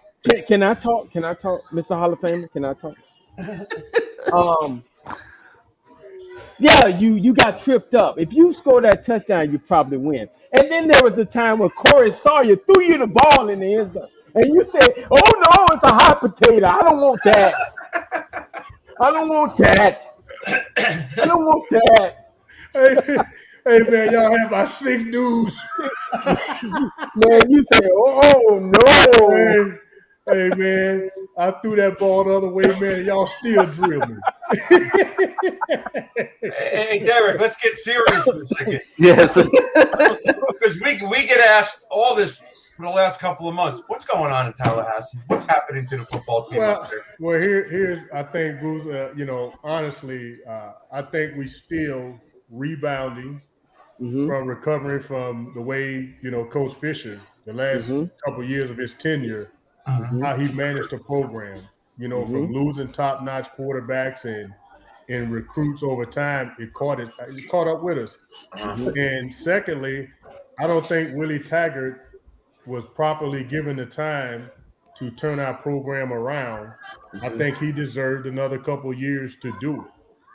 And I think right now the lessons learned from that is Coach Mike Norvell, he'll be given the time to turn the program around. If you look at, and again, my son is there, so I get an inside look at this up close and personal. The good thing that Coach Norvell has done since he's been here is some foundational things that Coach Taggart had in place. He's continued to do on and off the field, and that is what these young men are buying into. Now, he's added to that and built things, the way that fits his personality. And that's why you see gradual improvement. Now, are we there yet? I'll be honest with you. No, I still think we're a couple years away, especially offensively up front. We got to go back and get top-notch linemen to match these athletes that are coming in. And I think Miami's in the same boat. They pretty much are in the same boat. Yeah, we're getting a lot of we're getting a lot of top-notch athletes, but if we don't have the horses up front to set the foundation and let them play and do their thing, it's going to be constant turnover. You see that's what Alabama has been able to do. People look at, okay, they're getting 5-star kids every year. No, they're getting top-notch linemen. Yes. 2 or 3 every year, and they have a chance to develop those young guys as they get along. That is what Alabama is doing. And they're keeping them at least 3 or 4 years. And yes, they're not and they're winning with quarterbacks. There's a couple of really good ones, but some of them are average, and they still won. Because listen, Mac Jones was a first-round draft pick. Not taking anything away from his talent, because he's doing a very good job in New England. But that offensive line that he had, that is why he was a first-round draft. He wasn't touched. Right. And you look at the linemen that Alabama has got drafted, those guys are having success in the NFL more than the skill players. You look at Tua and his struggles in Miami. I was going to bring that up. I agree. The offensive line. That's the constant thing between him and Jalen Hurts. Why they both succeeded, those 5 guys up front. That is why. And I don't think they get enough credit. So I believe in Coach Norvell, especially this past year, he signed 2 to 3 guys and even got in the portal to get top-notch linemen. And I think that's going to be the key to both our programs, honestly, getting turned around. We're getting athletes, but these athletes are not able to do their thing because they're not being protected, especially at the quarterback and running back position. We got to get the horses back up front. Hey, Derrick, I'm not sure how many coaches you played for at Tampa Bay. I would have had to obviously have to research that. But you brought up a great point a second ago that in today's world, we tend to want to change coaches very quickly. We're going through that at Miami right now. Miami was not winning. They started out the year 2-4. Everybody was ready to fire Manny Diaz. And now he's won 3 in a row, and a large percentage of the fan base is scared that because he's winning now, that he's not going to get fired. So fans always want change, and I'm sure it's like that up in Tallahassee, obviously. As a guy that played football as long as you did, who had the great career you had, who now is a member of the Hall of Fame, what is your opinion on this? And coaches, changing coaches, what makes the right coach? I think, patience. We got to fight the norm, and I'm a big fan of Coach Diaz, obviously from his Florida State background to, at Mississippi State. We tried to hire him a couple of times, on the defensive side of the football. So I'm very familiar with him, and I want the university to keep him. I think he is doing things the right way, and you got to fight the norm and patience to do that. It's not all about, most time the economics that goes behind this. And again, I say this learning from our own university. You have to fight that and go through really the growing pains and see beyond the immediate need. I know we live in a world that everything is instant right now at the touch of the fingers. You want that success. But if you look at the success of any program, the consistency of it has not been constant change. It's been because you've weathered storms and you played a long game. Look at Texas, for example. They haven't had success because every second or third, they're changing. And they can't stay consistent with the program. Oklahoma got turned around because they committed to Bob Stoops for a long time. Even in 3 down years, they refused to let it go, and then they were rewarded for that for a 7-8 year run. And you see what they're going through now. Urban Meyer, when he first got to Ohio State, those first 3 years, they wasn't winning. But they stayed with him, he turned it around and he turned it over to a young man that's kept and sustained that success. Right, but he has a history. But he had a history: Bowling Green, Utah, and Florida. He had a history. Yes, he had a history of doing that. You know, you look at, I would say, look at Georgia right now. Coach Mark Ritt, turned that program over, and then it was, obviously handed to Coach now, but he's built and sustained that over the years. So, yes, Gary, I would say it is a problem, and I think these young coaches too, that have that immediate success, they are a problem too, because they're looking to jump to the next level as well, and they're not committing to the job at hand. And you got to always constantly fight that as well. If you get a good young coach that sustains success, now it's okay. When is he leaving? When is he being entertained? I mean, for crying out loud, think about the business of coaching. In my sane mind, I never would have thought that anyone would think Mike Tomlin is leaving the Pittsburgh Steelers to go coach USC. Are you kidding me? The Steelers have only had 3 head coaches. And I could understand Mike Tomlin's frustration. Like, man, he basically was saying, stop trying me. I'm not that guy. But you know what? When Miami had Schnellenberger and then Jimmy and then Dennis and then Butch with Coker's guys or Coker with Butch's guys, that's 4 coaches winning 5 national titles within an 18-year period. There's your turnover in coaches, and yet they sustained it. Yeah, you don't have to have one coach to sustain it. No, but what I would make that point to this, Bruce. You look at the coaches that took over; they all came from internal. They was already there as part of the process. For the most part, Coker was already there to take over that team. They were very familiar with him. But Jimmy and Dennis weren't. Jimmy and Dennis weren't. No, that's what I'm saying. And Butch came from Dallas. No, I'm saying the better teams. Miami. I would say the better teams that UM had, it was because of coaches that was there. I would make that argument back to you. And then look at the space and place.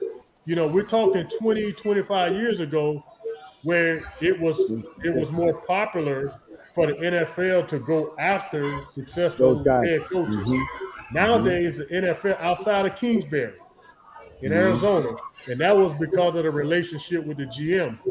But most head coaches, they're now being developed in the NFL, and they're not coming to college. Right. So you're coaching and your coaching staff, and Jimmy's after we got rid of the first staff, and Dennis and Butch all had a great staff. I don't see anybody on Diaz's staff with a winning pedigree, not one of them, including the head coach. So I'm looking at it and I'm thinking to myself, where's the experience of being in these big games and championship runs and winning titles and in the playoffs? It's not there.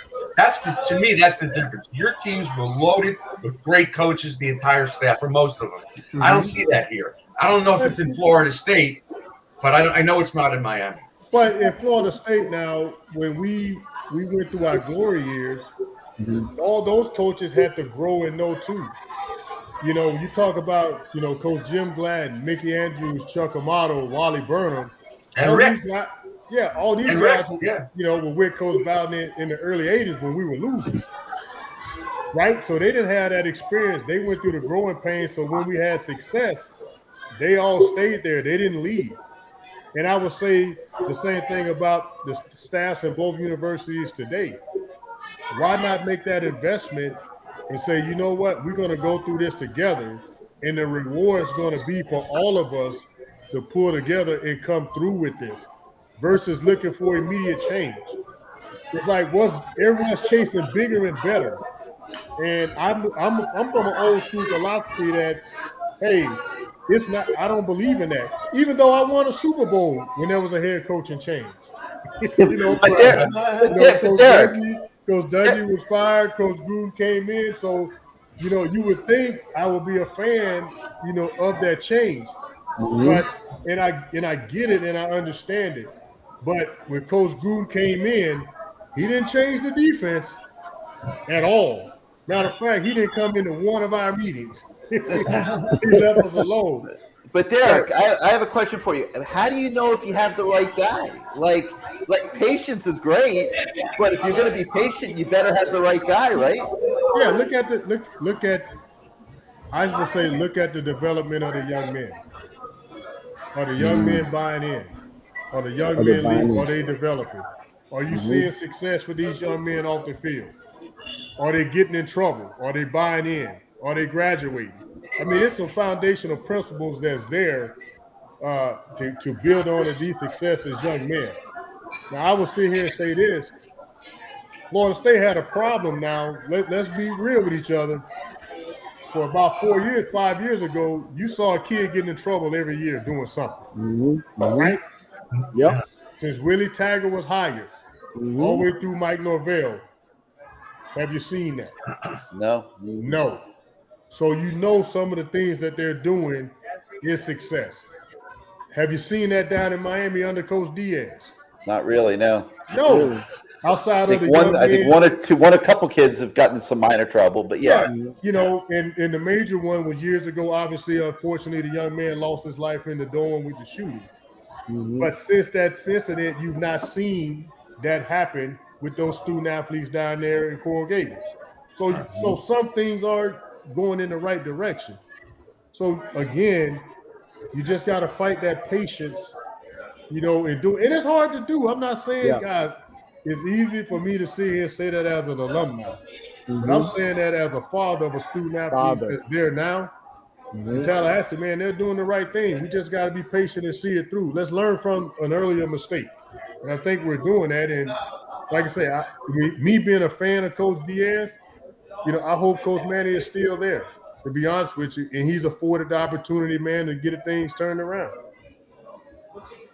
And I wish him well, except 1 week. What week is that? What week is that, bro? Is that how you gonna cheer against me when I come to the Derrick Brooks golf tournament? Because you know I'm coming to win. Well, listen here, my friend. After this week, I'm looking to host you in 2 weeks. Yeah. Stress out that we take care of business Saturday. Well, you know I can't wait to get you to Tampa. What? You know I'm calling Bonita tomorrow to make sure my flight is right. Listen, man. Let me tell you something, bro. I'm gonna smash you just like I did in college. Okay. I saw your tears after the game. You and T-Buck. Y'all had vanilla tears. Big old tears, and I ain't saying I felt bad at that point because I really didn't. But y'all had those big old tears, and I let you cry on my shoulder. You know what I'm saying? I let you cry. Right. Hey, Derrick, I have a question for you, Derrick. So when Mickey Andrews is calling the defensive plays, and wouldn't you have liked to say to him, "Get lost. I'm going to knock the shit out of number 36." Hey, Bruce, you know what I was saying? That's exactly what you were saying. I can see what was in your head. No, I was saying I hope 36 runs one of these middle streams. Hey, I'm so tired of seeing Kevin Williams do it. I want to in Harris. I want to see 36 come inside with all that mouth. Hey, I want to see kind of like Cameron Vanover and Michael Barrow, huh? Just so you know, Brooks, there was a middle screen called. No, you never ran it. Yes, I did. Where? Yes, I did. I told my line, make sure y'all block Shade Tree. Make sure you block Shade Tree. Okay. Lamar. Lamar is the first wide receiver in the history of college football to audible at the line of scrimmage and change the play. Oh, yeah. Because here's what I say about you. You're a good guy. Shade Tree was not a good guy. No. You know what I'm saying? You're trying to kill you. Yeah, that's what I'm saying. I said, leave Brooks on block. I'll deal with him. He ain't gonna try to kill you, kid. But Shade Tree, block him. If you don't block him, I'm going down. I caught the middle screen. I got down. Hey. And he said to me, "Why you ain't stay up?" I said.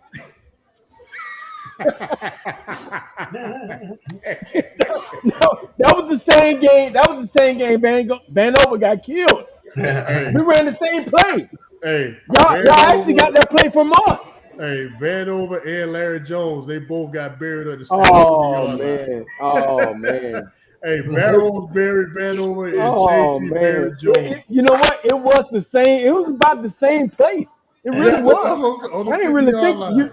You know what? That was.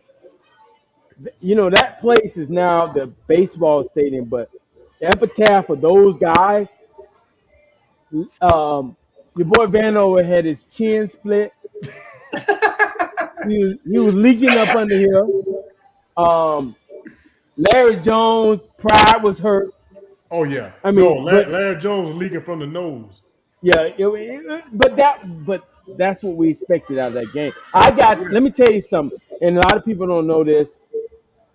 I got IVs after that game. Like I was spent. I was done. Yeah, I was totally spent. I was cramping, full body cramp. I was done. And that's what those games back in the day meant to us. You give everything you have, and then whatever you have in the tank, you bring it up too, and you give everything you have to try to get this victory. Man, you're right, Lamar. That's we can share anything with everybody that's watching. Again, that's the respect that I have for it because both teams emptied out on the field.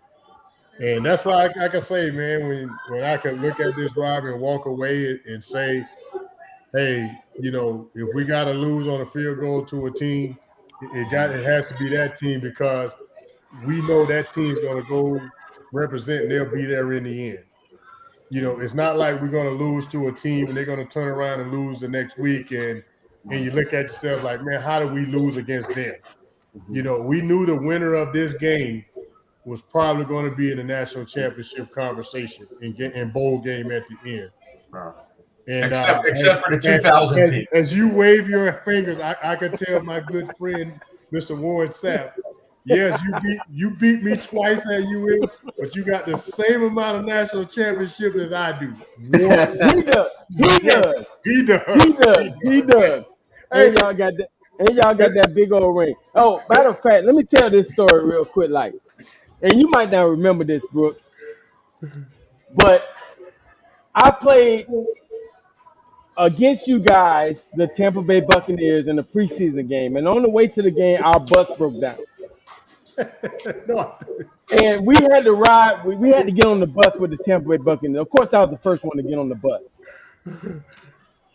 I got on the bus. I saw Brooks. I saw Lynch. I saw Sapp. I saw Coach Dungy. I saw Rich McKay. And I said, damn. I thought I wasn't going to never have to ride with you sorry motherfuckers again. And guess what? A couple years later, y'all got the real ice. Y'all got the real ice.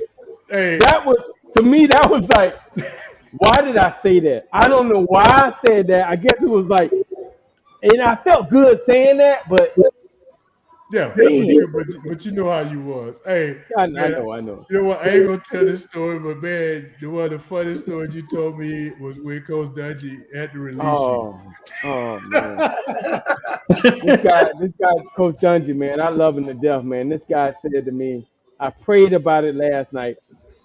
But I'm gonna have to I'm sorry. Me and my wife, we prayed about it last night, but I'm gonna have to let you go. What the fuck are you gonna say to that? You can't.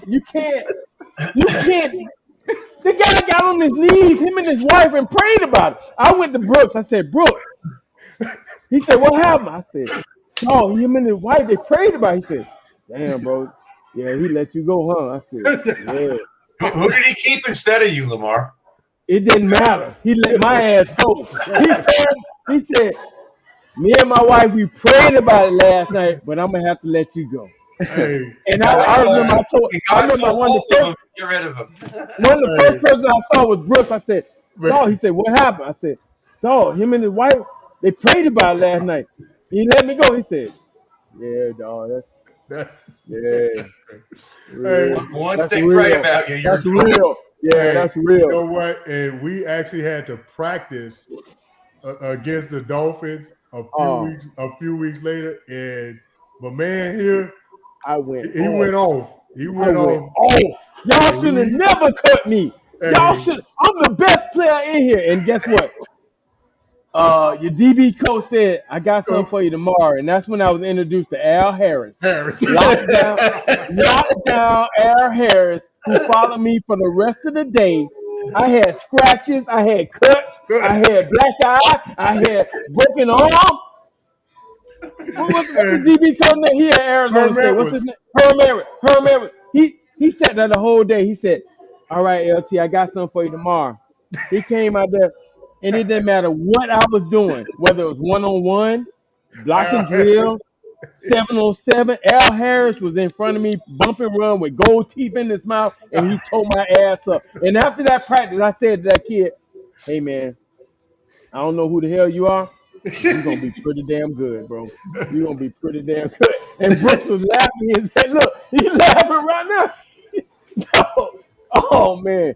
He tore my ass up that day. But Herm Edwards said, I got something for you tomorrow, bro. I promise you that. Because I talked noise that whole day. Hey, Liz, you know what I'm about, baby. You can't cover me. You better get your ass. I was cussing. I was using profanity. Hey, Brooks, they can't do nothing to me, baby. They shouldn't have cut me. He was selling out. Man, I was selling wolf tickets. I was selling wolf tickets. Hey, Brooks, I want to say this to you. Okay, and for Bruce and Gary, to understand how large you are in the city of Tampa. I want to talk about that. This guy could run for mayor right now and win. Okay, no. He is. Tampa loves him. What are you? You the president of what? What are you? You the president of what? You have a school too. Yeah. The Barley. You have your Brooks the Barley School. Okay, tell us a little bit about that, Brooks. Yeah, so obviously, being my whole career here, it's been all about, me impacting this community. Really taking a page out of Leroy Selman. Life here. And he was a mentor to me. So everything that I've been able to do away from the field has been about helping others, and particularly kids. As Lamar said, I co-own my own high school with Eddie DeBarlo, called Brooks DeBarlo Collegiate High School, and we've been, we was the first public charter high school in Tampa back in 2006, and we've just been thriving, the last 15 years. My charities is Derrick Brooks Charities, and that's where Lamar has been, so gracious to participate in my charity golf tournament over the years and raise monies to help kids in the youth education space. That's what we've been doing. And for years, I've flown kids all around the world on educational field trips. I've gone to South Africa a couple of times in the early 2000s, and now really big in the technology space. And, from a business standpoint, whether it's being on the Super Bowl committees and leading them, which I was the president, co-chairman of our Super Bowl here last year, really working every day. My day job is working for Jeff Vinnick and the Lightning, and, defending Stanley Cup champions 2 years, and the work I do with the NFL as an appeals officer, and just seeing the Bucs' success. So I've just been blessed with the relationships here in Tampa, from a business standpoint to community service, and playing for the same team for 14 years. I never knew when I played how impactful that would be in my post-career, but it's been very beneficial. And even from the state of Florida, I think myself and probably one other person has played our whole career from high school, college, and pro in one state, all in the same state. I never left the same state. I never, never left the state of Florida. So, I've been able to just leverage that, to all the relationships from Pensacola all the way down to Key West. And I just want to see our state thrive, in every area. Mad props to you, man. Mad props. Awesome. I can't even imagine. You don't see that anymore. Guys play for one team for that many years and make the Hall of Fame. Are you kidding me? We don't see that anymore. No, it's very rare air. The only other person that's Fred Taylor and I used to talk about this when he's with Jacksonville, but he played his last 2 years in New England. Yeah. So I say that don't count. And hopefully that don't count. Yeah, so hopefully this year, man, we're pushing hard for Fred to finally get into the Pro Football Hall of Fame. I think he's very deserving of that, to be honest with you. So I hope for him in a couple of years, I expect to see another Hurricane running back, Frank Gore. When his time is up here, if he ever retires. He got a boxing man. He got a boxing man in Tampa. I'm about to come up. Hey, give me some tickets, dog. Let's go. Hey, I heard about that. So man, hey Brooks, we got to bring the dog man too. We got to bring and Tim. Well, you're running, buddy. Hey, well, all right, guys. I got to get ready to run, Coach.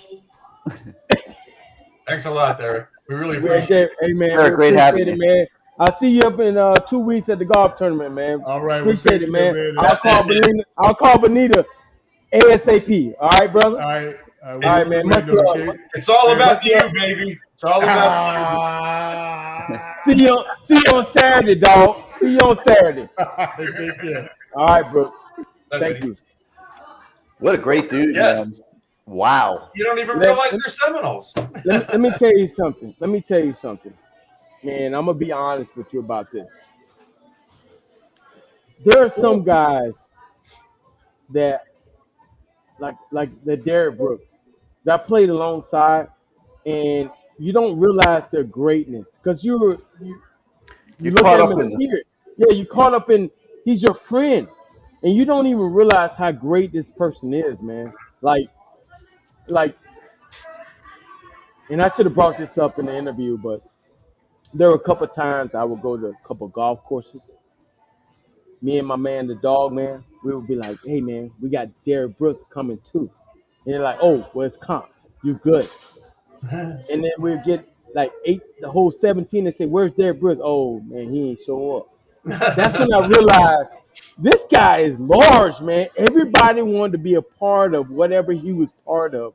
Like he's just a great guy, man. Like, seriously, he was a great teammate and even better person and even better friend. I tell you that. He's a great He seems like a good person. He's a great person. And you know what? When I see him on the sidelines at Florida State talking to those kids, eventually you say they're going to get it. Because, like I said, guys at Miami, we had some blemishes. Most of those guys at Florida. What's up, baby? How you doing? You doing all right? All right, man. Where's Mrs. Doubtfire? Most of those guys at Florida State didn't have any blemishes. They were just good guys. And the respect is there for them. Come on over here. Come on. You want to take some pictures? Come on. Hey, how you doing? Hi. See, look here. What's your name? My name's Taraya. Wait, let me put you on. Wait. We gotta get her in. Wait a minute. I'll get her. Hey, I'll get you in the picture. This is doing what's your name again? My name's Taraya. Taraya, say hello to about 3, 4 people. Say hi. Hi. Taraya, can you do this? Can you do this? Can you do this? One time. Do this one time. Throw it to you real quick. Like, that's what I'm talking about. Wait, put it in there. That's what I'm talking about. There you go. Yeah. Thank you so much. All right. Thank you so much. Hi. How old are you? I'm 11 now. Damn, girl. 11 years old. All right. Thank you. Taraya, get away from the booth. Thank you. All right, LT, listen. Yeah, what's up? We got to take care of some business, and then we're going to get back to some serious football talk for a few minutes. All right. All Canes, man, they're getting ready for Christmas, believe it or not. Talked to Harry today, and he said as the holidays approach, it's time to start thinking about your Canes miss and your shopping list at All Canes. And I know you go there every year for your Christmas shopping. And what are you going to get for Christmas this year at All Canes? You know what? I think I'm gonna get some of those Zuba pants.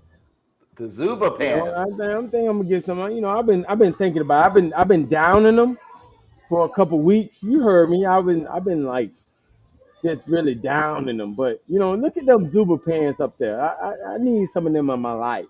You know, there are all those hats, and of course, you got the turnover chain. We got the turnover chain. We get some of that, and you know, obviously, you know, you can shop online to go to All Canes. And Allcanes.com. allcanes.com. And, you know, the hours that there was it Friday 10 to 6, Saturday 10 to 5, Sunday 11 to 4. And, you know, I'm thinking, don't quote me on this, but I'm sure you're going to see Harry up in there at some point. Yeah, he's always there. I'm just saying, I don't know his work schedule, but Harry, ask for Harry and watch how the person behind the desk reacts. Because let me tell you something. With the holidays fast approaching, it definitely is the space to get all your hurricane stuff, man. And again, we can go back many, many years and what they've been able to do for all of us. And so get your shopping done there. And Harry says you got to come in early this year because there's a lot of shipping issues with merchandise, and stores are going to be running out of stuff. And so, you know, he's recommending to all the Canes fans, come do your holiday shopping early. Don't wait till the middle of December this year because they'll start running out of a lot of stuff. And among those things that are likely to run out, I was just about to say that. The Sean Taylor jersey is is a big time item this year, and if you haven't gotten one yet this year, you definitely want to move on that real quick. They've got the new Dime Life stuff, all the Zuba pants, the hats, the tees. So all Canes, man, don't delay in getting out there and doing your holiday shopping and beat Lamar, because Lamar's going to have a long list of Canes gifts that he's got to give to everybody. And in his daycare center, he's liable to go buy out the whole store. So allcanes.com if you want to shop online, or go to the store in person and tell Harry that Lamar sent you. Yeah, tell him, say, hey, my homeboy. Call me your homeboy. I'm everybody's homeboy. How about that? So I'll go down there and say my homeboy sent me. He'll know exactly who I'm talking about. No, he's gonna think you're talking about Mark Caesar. That's my homeboy. Yeah, you know that. That is your homeboy. Hey, Lamar, and Ryan Collins is watching. Yeah. And you know, he's gonna want to know why he didn't get equal time to Harry. So we got to take care. We got to take care of him as well. With this crazy logo we got. Yeah. And that's Advanced Insurance and Financial. Yeah, that's Ryan Collins' company. And Lamar, tell us about it. Are you protected from the unexpected loss to your home due to Mother Nature, or you know, to like human nature from a hurricane, or your auto being messed up from like human nature messing up your car? I mean, because it happens. Let Advanced Insurance and Financial Agency help you determine how much and what type of coverage is right for you. Give them a call today at 954-436-4027, and that's 954-436-4027, or visit the website at advancedagent.net. That's advancedagent.net for your free personal insurance review, so you can ease your worry and relax your mind. Talking about good guys, Ryan Collins. I've known him a really long time. What a great guy, man. Yeah, what a great guy. He was like, look, man, hey, man, I want to be a sponsor to your show because, you know what? You guys are doing a great job. He loves you too, Bruce. I know he does. He thought you was the star of the show, and I said, well, shit, I am the star of the show. Ryan is no. I've known Ryan a long time. I said, well, shit, this is not the Bruce Warner show. This is the Lamar Thomas show. What about the love for me? He loves you, but he realizes most of the intelligence statements come from me. You guys go way back. Believe me, I heard the story. Yeah, I heard the stories. Like a 3 o'clock in the morning phone call I got from that's the one. Yeah, don't tell that. All right. So Derrick Brooks, I'll say, gave us a little lecture there about coaches. Mm-hmm. And Lamar, you've been in the fray. You understand what it's like. The Canes fan had made up their mind weeks ago that, you know, they thought there should be a coaching change. And they wanted Manny fired, and I remember I wrote after the North Carolina game that then was not the time to pass judgment on Manny because, number one, I didn't see any value in the whole interim thing and upsetting the apple cart with all these kids who were playing very hard. It looked like they were on the cusp of winning some games. And it doesn't change the decision that will have to be made by the powers that be at the end of November. And all of this is all, to me, just noise, okay? It's like the decision is the same at the end of November as it was in the middle of October. Of course. But Lamar, they may win 6 in a row here to finish the season. And the people that were afraid of that for whatever reason, I don't know how you can be afraid of 6 straight victories, but it's looking like this could happen. If they get past Florida State on Saturday, they could finish the season with 6 straight wins. And I can't even imagine at that point that there would be a coaching change. And if you talk to Derrick Brooks, he'll say you don't change coaches. So Lamar, what gives here, man? I mean, for me personally, let me center it up. Guys, understand this. If this guy goes on a win streak where he goes 8-4, I mean, how can we even fathom? How can we? Hey, how you doing? How do we even fathom trying to get rid of the guy? I mean, this is my personal opinion. If he's able to win these games out, and the 2 games it's just hard to fathom. I mean, Bruce, and I know you're going to chime in. How do we get rid of the guy if he wins all these games? How? Like that. You're gone. That? Just like that, because the games are a part of the big picture. The lack of solid recruiting, the lack of linebacker recruiting, the lack of offensive line recruiting, the significant lack of player development for the most part on a lot of these kids who came in here who haven't done a damn thing, and lack of preparation and first half struggles the first 5 or 6 games of this season, and all the BS that we heard in the offseason.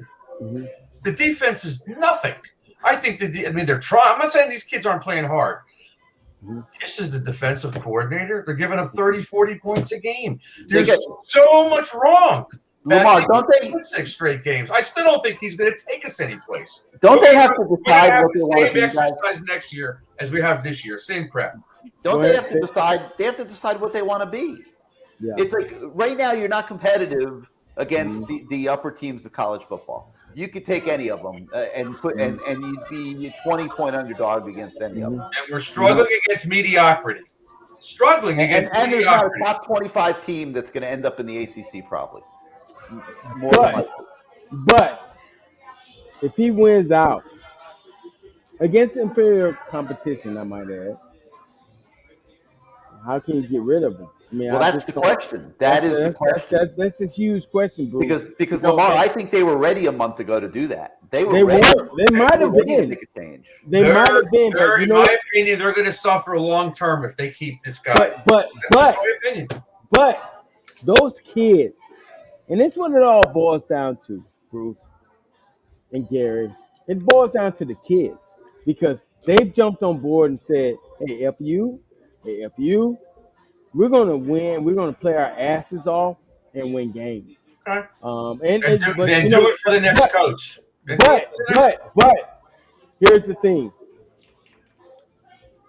the FSU game has not been played yet.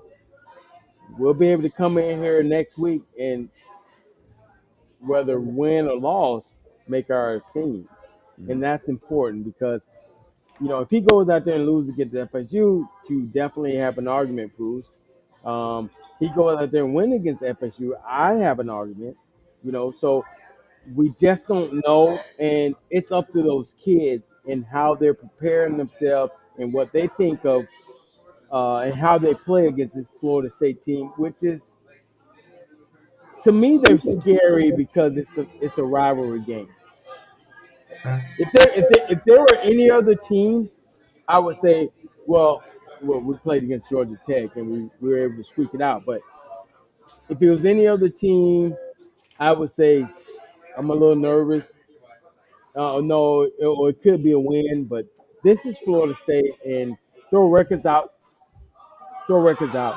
Yeah, you're gonna get their. You're gonna probably get their best. Yeah, you're gonna get their best, and hopefully they get our best. They get our best. And if Pitt wins tomorrow, I think we're pretty much eliminated from the Coastal.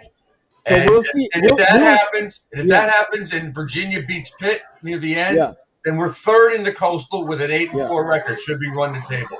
That's what you want. You want to reward that? I don't. But we'll see how our kids react if that scenario comes through.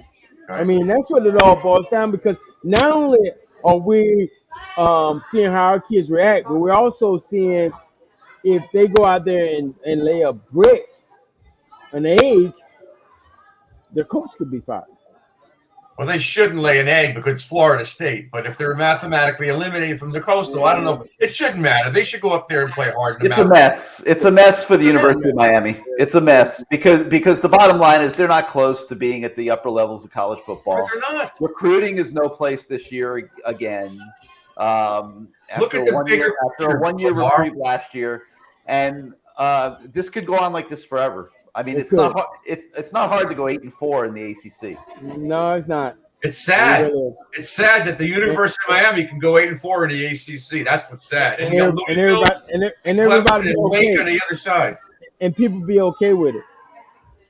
Not me. I don't know too many people that are okay with it, Lamar. I don't know about that, man. Kane Strong 24 said, "Did Lamar play during the glory years? Because the way he talks, he sure don't act like it." Yeah, well, that's the mindset right now. I mean, but it's not the glory years. You have to evolve in some way. And you know what? I had an Ohio State fan tell me to my face, 2002, was it 2002 when we lost the national championship game? Yeah. Your program ain't been shit since. Oh yeah, it's because of them, right? They did it to us. I mean, I'm like, damn. Had nothing to do with not giving Butch the money he wanted and all that.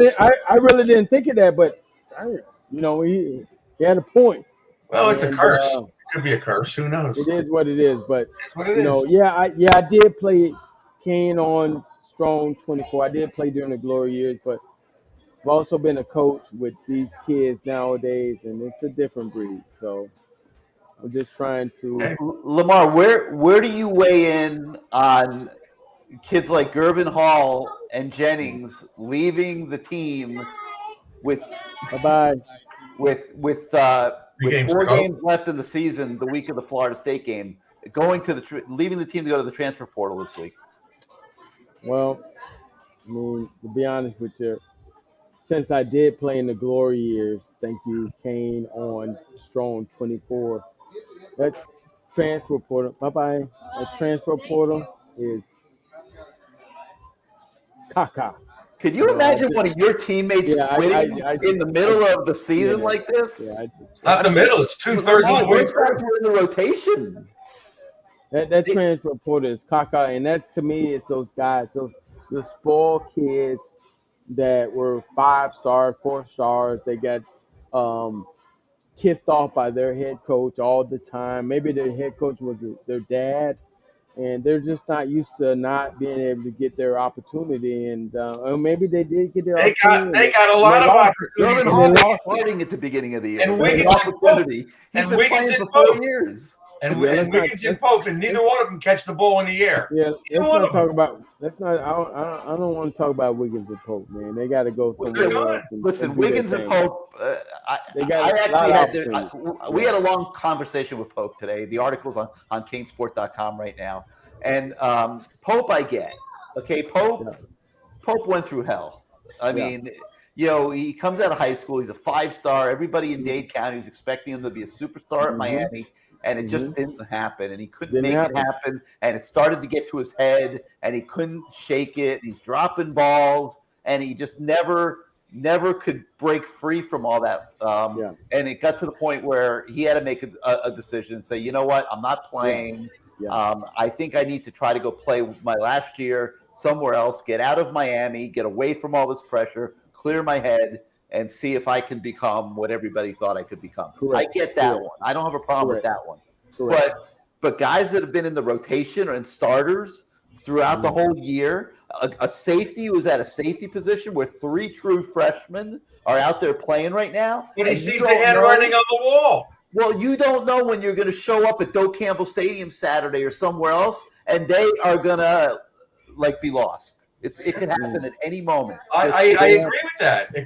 But that's this with Gervin Hall said, I'm getting the hell out of here now, so I can have a chance to go to where I want to go instead of waiting another couple of weeks and being in a portal with 20 other safeties. I don't know what he's thinking, but none of these guys develop. None of these guys develop like they should have. Well, Lamar, that's a horrible look, man. That's a horrible look. But that's kids today, man. That's today. That's what they come into your program, whether they transfer in or transfer out, and they expect you to basically kiss their ass. And Williams left too, right, Gary? Yeah, I mean it is what it is. I mean these kids don't get the playing time they want, or somebody beats them out. They say screw it. I mean back in the day, you just and I hate to keep talking about back in the day. You just kind of just go with it, and you just figure it out. But these kids nowadays just say, you know what? I'll go somewhere. I'll go to Central Connecticut State Tech and be a starter. How about that? And get my head beat in by 8 other Division I teams. But you know what? I'm a starter, and that's the way to look at it. Yeah, well, we said at the very beginning of the season that portal is a minus and a plus.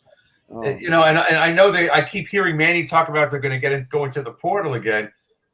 I don't know how you're going to develop They young have kids. to. The good recruits aren't coming right now, Bruce. They got to do it. They got to do it. They got to find a backup quarterback too. It's terrible. Yeah. All in addition to the reasons I said before, I would make the coaching change. There's a cap with this guy, and we might have seen it. 8-3 could be his cap. 8-4, but I don't see us going any further. I don't see it. I may be wrong. I hope I'm wrong. I hope they win 6 in a row, but I don't see it. Well, Bruce, let's see how it happens after this weekend. Yeah, to be continued next Wednesday night. To be continued. Yep. All right, you guys. We're going to let you go. We're going to do a little word association to take it home. Bruce, we'll see you next week. My guy, Bruce. Love that guy. It's a mess, though, Lamar. I'm telling you, it's like Bruce is not wrong. Derrick Brooks is not wrong. He speaks for the masses. A lot of good things going on. It's a mess, man. I got the way I look at this, Lamar, and then we'll get into word association is the University of Miami has to decide what it wants to be. That's right. Number one. Okay, we want to be at the top of college football. Declare that. Okay, then that's before you get to Manny. They got to straighten out the whole athletic department first. What's the standard here? Alonzo talked about it a few weeks ago on the show. It's like, what is the standard? And that's question number one. Before you even get to the question of, can Manny Diaz take us there? So can Manny take us there? I like that. That's question number two. What the heck is that? Oh, Crowded. Crowded's got some good stuff going on. We'll be talking. I'm like a billboard around here about Crowded. There's some interesting stuff going on with Crowded next week, Lamar. We're going to save it for next week, though. Yeah. And we'll talk about it next week. All right, listen. On behalf of Crowded, let's get to a little word association here. All right, let's go. Take it home. Let's start with Bobby Bowden. Oh, man. Let me tell you something. Like I said earlier, I watched that show on Sunday mornings. I didn't even watch the Dennis Harrison show or the Jimmy Johnson show. I watched the Bobby Bowden show, and that guy had a profound impact on a lot of young men. I made the decision not to go there. John Easton was the receiver coach, and he mispronounced my name, and I was kind of turned off. He called me Lamont Thomas. I said, I ain't going there. They had the Fab Four at that time, but man, to go there, if I would have gone there, all the great players that that came through there. They were really good people. It just, and to see him and what he was able to do, obviously, um, obviously not to beat Miami all those years because he could have won some championships. Um, it just has a place in my heart, when I talk about Coach Bowden and and all the kids he coached and turned them into really, really good men. So all respect to Coach Bowden. I love that guy. I mean, obviously he was an FSU coach, but so much respect for him, Lamar. And his last season, they were running him out. He was old. They ran him out of Tallahassee. Let's be honest. Jimbo Fisher ran him out, just like Jimmy Johnson ran out Don Shula. And I saw Coach Bowden. He was on the field at the I think it was the Orange Bowl, and I stopped and talked to him for a minute, and I said, Coach, if this is it for you, let it be on your terms. I mean, you've had as somebody who's watched the Hurricanes play against you for so many years, like you've had way too good of a career to have somebody tell you that it's time for you to go. Make sure you do it on your terms. And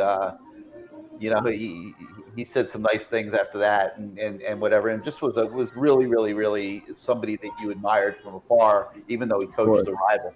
Of course. And now Lamar, the guy that's in the hot seat right now at Florida State, Mike Norvell. Thoughts on him? I don't think he's in the hot seat. I talked to one of his assistant coaches, and they really have bought into what he's teaching up there. And, of course, they're still struggling from the Jimbo Fisher days. And not taking anything for Coach Taggart, but it's been I don't even know the word I'm looking for, but from that point on, it's just been constant BS and I won't even say well-coached teams because, I know those guys are really, really good coaches, but the guys that might have been bringing in haven't been really, really good, fundamentally good players. And they're not disciplined players. So the program has struggled. So, but for Mike Norvell, from what I know and what I've talked to one of his assistant coaches, they believe in what he's doing up there. And they're still trying to struggle to get the right players in place. And hopefully Florida State continues to give him an opportunity to try to make this right. They went 3-9 they won 3 games last year, Lamar. I guess they went 3-6 last year. Mm-hmm. They're 3-6 right now. They play Miami. They still play Florida, and I believe they play Boston College. They're looking at a 3-4 win season. And they're not going to fire him this year. No. But I wonder if he's questioning, did I make the right move coming to Florida State? I'm sure when he looks at his bank account, he knows he made the right decision. But to be honest with you, as a Miami fan, let's keep him. All right, our man who came on earlier tonight, Will Mallory. Oh, throw the ball to Will Mallory. Throw it to him. Throw it to him. Throw it to him. Throw it to him. I've been saying that the whole time. Actually, the whole tight end room, they've been playing very well. Stephen Field has them playing well. So continue to throw it to the tight end. That's your young quarterback's best friend. Did you see how he looked at us when we were saying that earlier tonight? I know. He's like, these guys are crazy. These guys are nuts. Yeah. Nuts. All right, Jordan Travis. Hey, he's coming back this week. He is what makes that offense run. He's a running quarterback. If he doesn't play, they're in trouble. If he does play, we got to make sure as University of Miami defensive ends and defense, we got to make sure we keep containing on this guy and make tackles. He's a dangerous runner. Not an accurate passer, but he's a dangerous runner. So we have to continue to play good defense. I think Manny loads the box and makes him throw, Lamar. Manny's been loading the box the last few weeks to shut down the running game. I think Manny loads the box and makes him throw it. Good. And their receivers are not very good. So we'll see what happens there. Man. All right, and take us home with our man Manny Diaz. All right, Manny. Again, we got to win this game, bro. Let's go. Keep the same energy you've had the same 3 weeks. Let's go, man. Come on, Manny. I don't want to say your job's on the line, but let's go, King. Come on, Manny. Let's do this. I didn't say it. I did not say it. I did say it. I didn't say it. But let's win this game, bro. This is a big game. Like, who the heck knows, man? This has been the craziest. This has like been a the craziest season. Crazy season. I mean, if we went and played Alabama tomorrow, do you think the result would have been any different than it was back in the beginning of September? I mean, maybe a little bit because of Tyler Van Dyke and the passing game. Maybe a little bit, but not much. But they'd get after him too. I mean, that's right. They would dominate the line of scrimmage just the same. You're right. So you're right. All right, Lamar. Well, we got so much more conversation on all this coming up here in the next few weeks. Right. But great show tonight. We want to thank Will Mallory, and excited for him on that new NIL deal. And I don't know who, do you think people, honestly, now that we're here alone talking, people are going to spend $130, $140, $150 for a digital card? Let's see. Yeah, I don't know. I'm a little skeptical of that, especially when you got to figure out how to pay for it, because you got to pay 0.03 Ethereum. Like, let's see. Yeah, we'll see. Let's see. But yeah, we want to thank them. We want to thank Derrick Brooks, of course, for coming on the show. T-Buck. Thank all Canes for sponsoring. Get your Christmas shopping done early. We got to thank boat campers in Plantation. Lamar, I hope they fed you before the show, because you haven't eaten a damn thing since the show started. They did. They did? Okay, good. And then last but not least, Advanced Insurance and Financial. Our main man, Ryan Collins, take care of all your insurance and financial needs. So Lamar's throwing up to you. That means it's time to go. Thank you, everybody, for joining us tonight on the Lamar Thomas Show. We will see you next week, everybody.